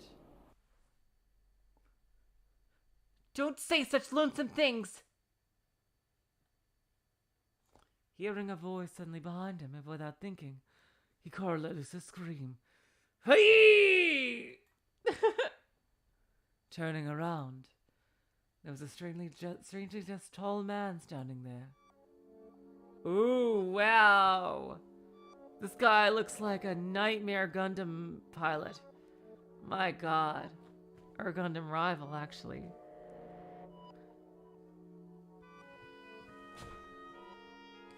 Well, you didn't want Marine, now you get this guy. Ugh.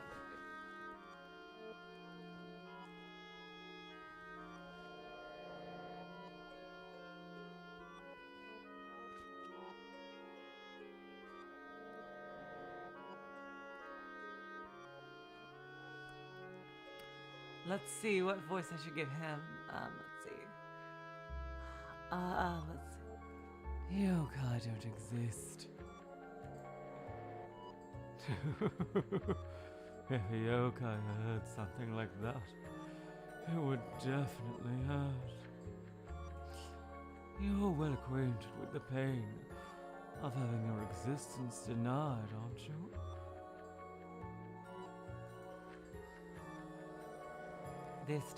This time, in an instant, someone was behind me. I was beyond frightened. I was dumbfounded. The young man had a extremely handsome face, and his skin seemed transparently white. He might resemble one of those pop idols girls are making fuss over these days. His experience greatly clashed with this dirty rabbit cage. Oh, goddammit, we're back to the narrator again. Hikaru felt that he was transported suddenly from a scene of everyday life into a fictional movie.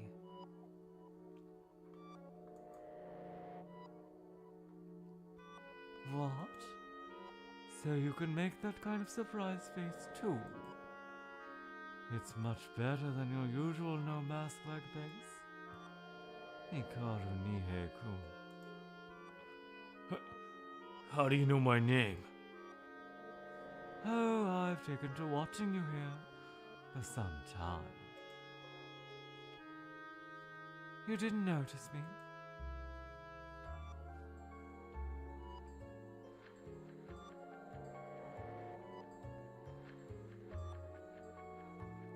Hikaru flushed bright red.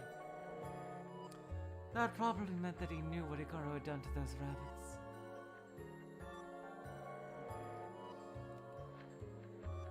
Oh, of course, I know.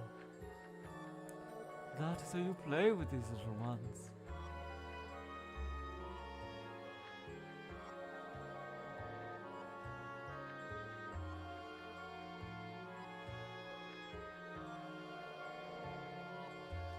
The young man spoke, and then his mouth changed into an impish smile. I was seen. Even though I had planned cautiously to not be found out. What in the world did he intend to do? To talk to the teachers? To my parents?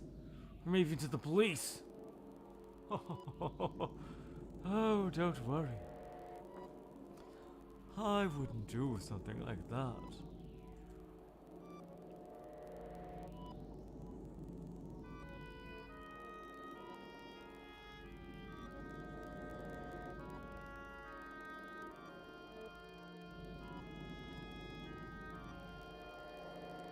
The youth laughed without a care. Really? You really won't tell anyone? Yes, I promise. Is it really, honestly okay to have faith in these words? Huh? Hikaru suddenly felt uncomfortable and held his tongue. Did I just subconsciously say what I was thinking? No, I didn't. Yet he's replying to the words in my mind. Hikaru's mouth became dry as though he were parched. But then what does that make this?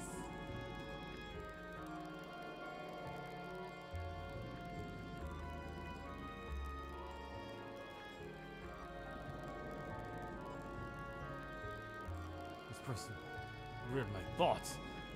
That's ridiculous. If that were the case, he'd have to be a real... Yokai? The young man, as though anticipating it, spoke what Hikaru was thinking. Hikaru-kun, you're rather smart, aren't you? You're quick to get to the right answer. Then... Hikaru quickly formed a notion, in spite of the fact that only a minuscule amount of time had passed since they'd met. He was able to accept that the young man standing in front of him was not an ordinary human.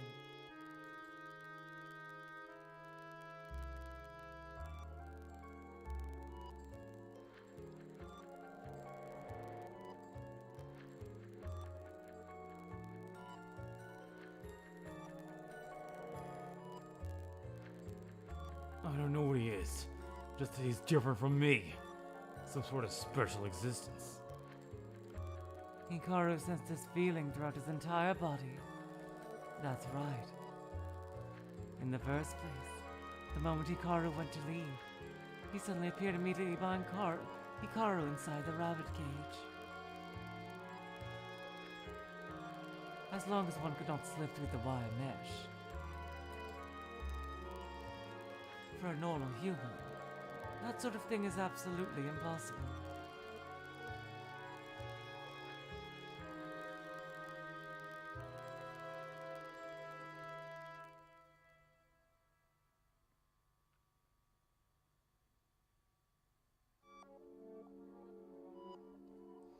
Oh, it helps that you understood so quickly.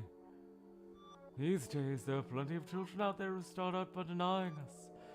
And oh my god, I've been through that give and take no matter far, far too many times. And won't accept any proof we give them.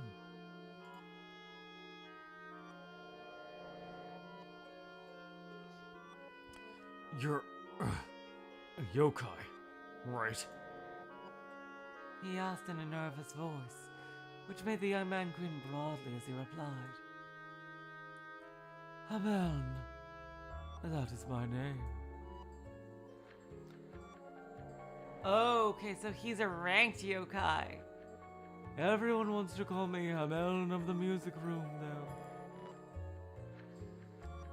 The music room?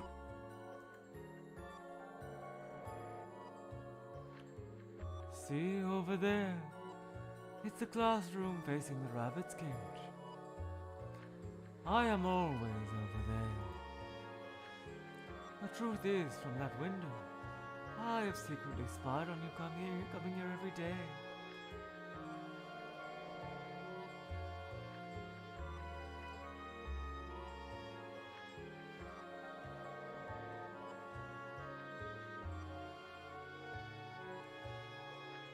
Saying this, the young man called him Elm presented his hand in front of Hikaru's eyes. The hand was grasping something. Hamel seemed to put on an air of importance as he slowly spread his fingers.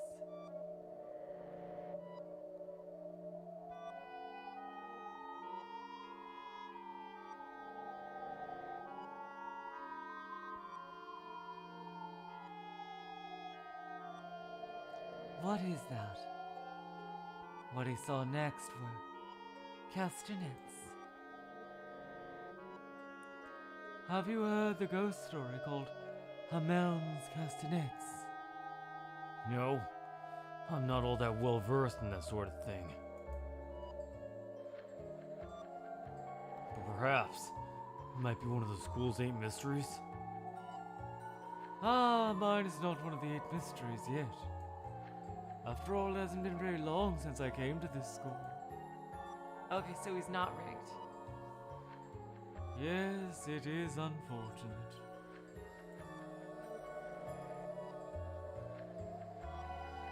It seems I'm still but a nameless ghost story. Hamel's Castanets. I haven't heard of that ghost story. My story goes like this.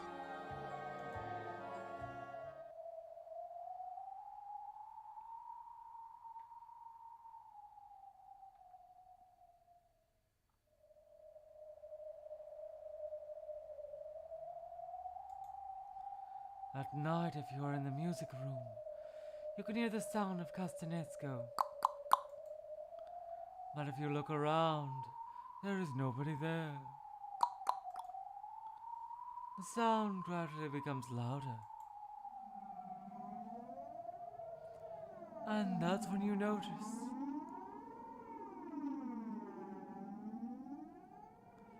your form has become that of a small rat while you're unaware. Uh-oh. They say that sound was really the sound of your mousy teeth clicking together all along. And then, before you know it, a man is standing in the music room, holding castanets.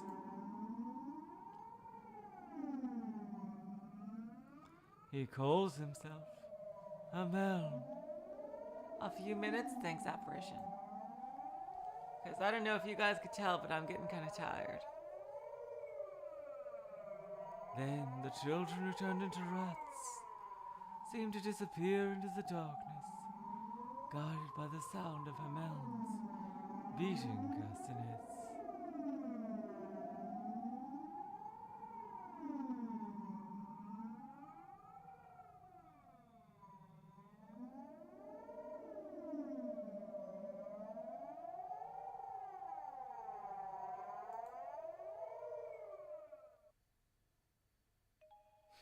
And that's the kind of story it is. I would love it if you would spread it around. Increase my power level. That's the first time I've heard of it. I haven't even heard of it from my room-loving classmates when they talk. Well, I told you, didn't I? I haven't been here long. But in that time, even if they don't like it, everyone is gossiping about it.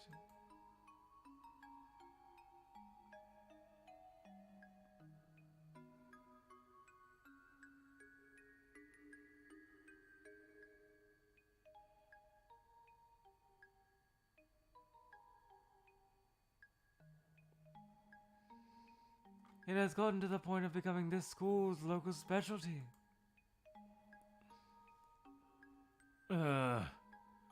Then is there something you want from me, Hamel-san? What could a dangerous yokai who turns his victims into rats want with me? He couldn't be planning on turning me into a rat. You don't need to be so on guard. After all, I came here to help you. Help? Help me? Yes. Hikaru-kun.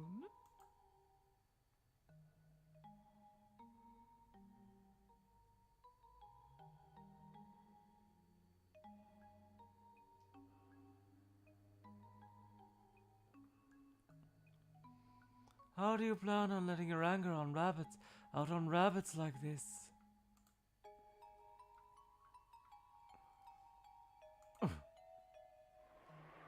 Hamelin smiled as he looked at the frightened rabbits, all huddled in the corner of the wire mesh. This is called animal abuse, right? It's a particularly cruel sort of thing.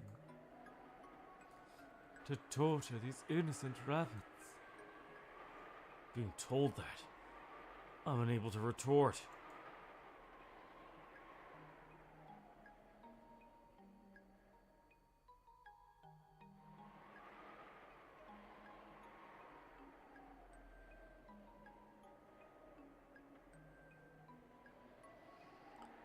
If a weak person like me is persecuted as slaughtered by society, then a weak creature like a rabbit should have the same courtesy. Oh, okay, no, that's not him. If a weak person like me is persecuted as allotted by society, then a weak creature like a rabbit should have the same courtesy. These rabbits that are weaker than I am bear the duty of being tormented by the same way I am. Uh-oh, he's talking about society. I know what happened to the last guy who said that. I know I have that right. That's what I thought.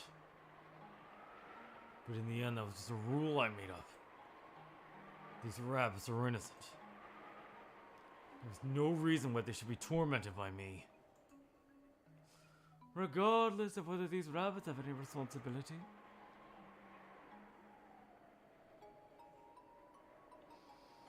Torturing something that is innocent. Isn't that just ridiculous?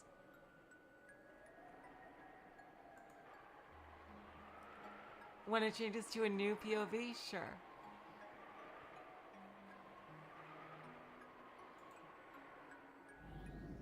That's right.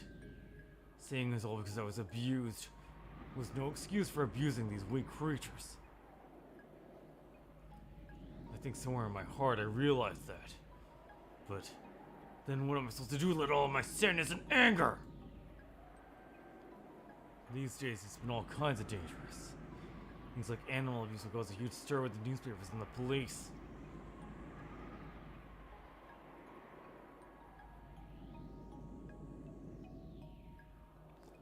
Because my human self is being tortured. So I can't blame anyone. I tortured rabbits. And I'm being judged for it.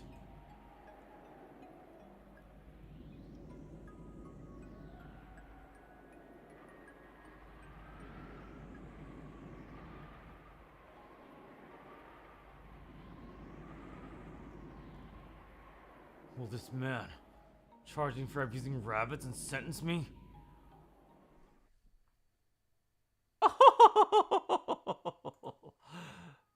Suddenly, a man let out a pleasant laugh. Hikaru-kun, you don't listen to what people are saying, do you? Remember? I said I came here to help you. What's all this about being judged?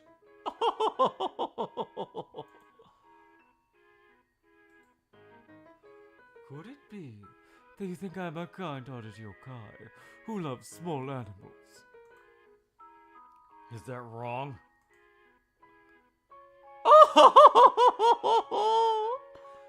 A man laughed even harder than ever, waving his hand dismissively at Hikaru. Oh my god, wow. You guys!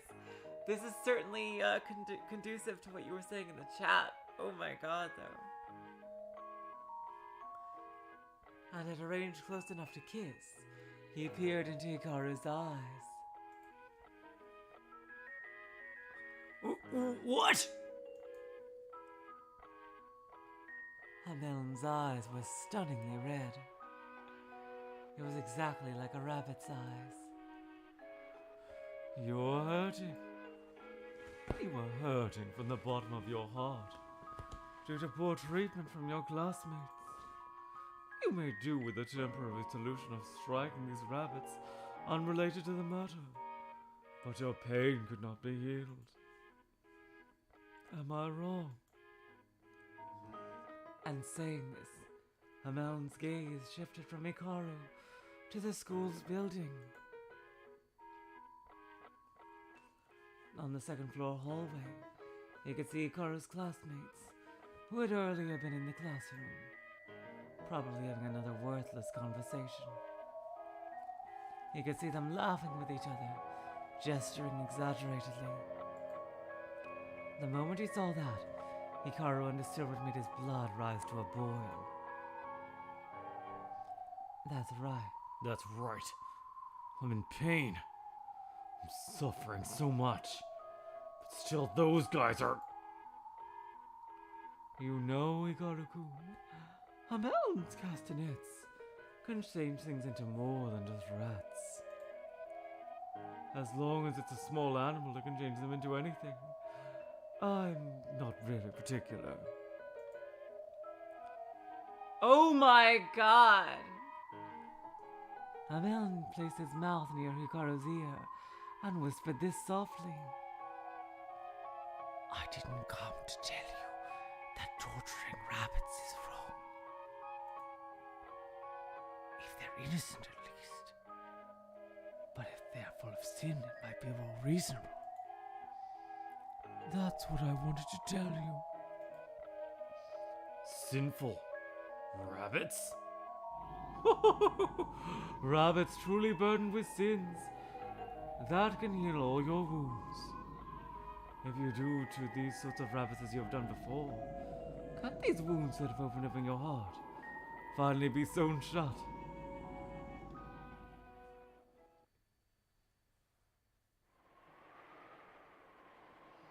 Okay, I think this is the point apparition wanted me to reach. It's where we leave off for tomorrow. I am getting quite tired. Oh my god. I am getting quite tired, so I think this is where we're going to leave off for tomorrow. Thank you, apparition, yes. Oh my god, I can't believe I only have 3 saves. It's kind of weird. How many streams have we had? Shouldn't it just be 1 less than the amount of streams? Oh wait, no, I only have 3 saves because I go to chapter select because it takes you to chapter select. Okay, that's why. Yeah, okay. So right, you guys. So tomorrow we have some more Ever 17 where we start a brand new route. Thank you guys so much for coming today. Thanks to all my moderators. I do not thank you guys enough. Seriously, I hate that I don't thank you guys enough. You guys are amazing for staying with me these entire times through the chat. Oh my god, seriously. Ji-chan, Apparition, OA. You guys are fucking amazing. And Guppy Force, who couldn't be here today, she's amazing too.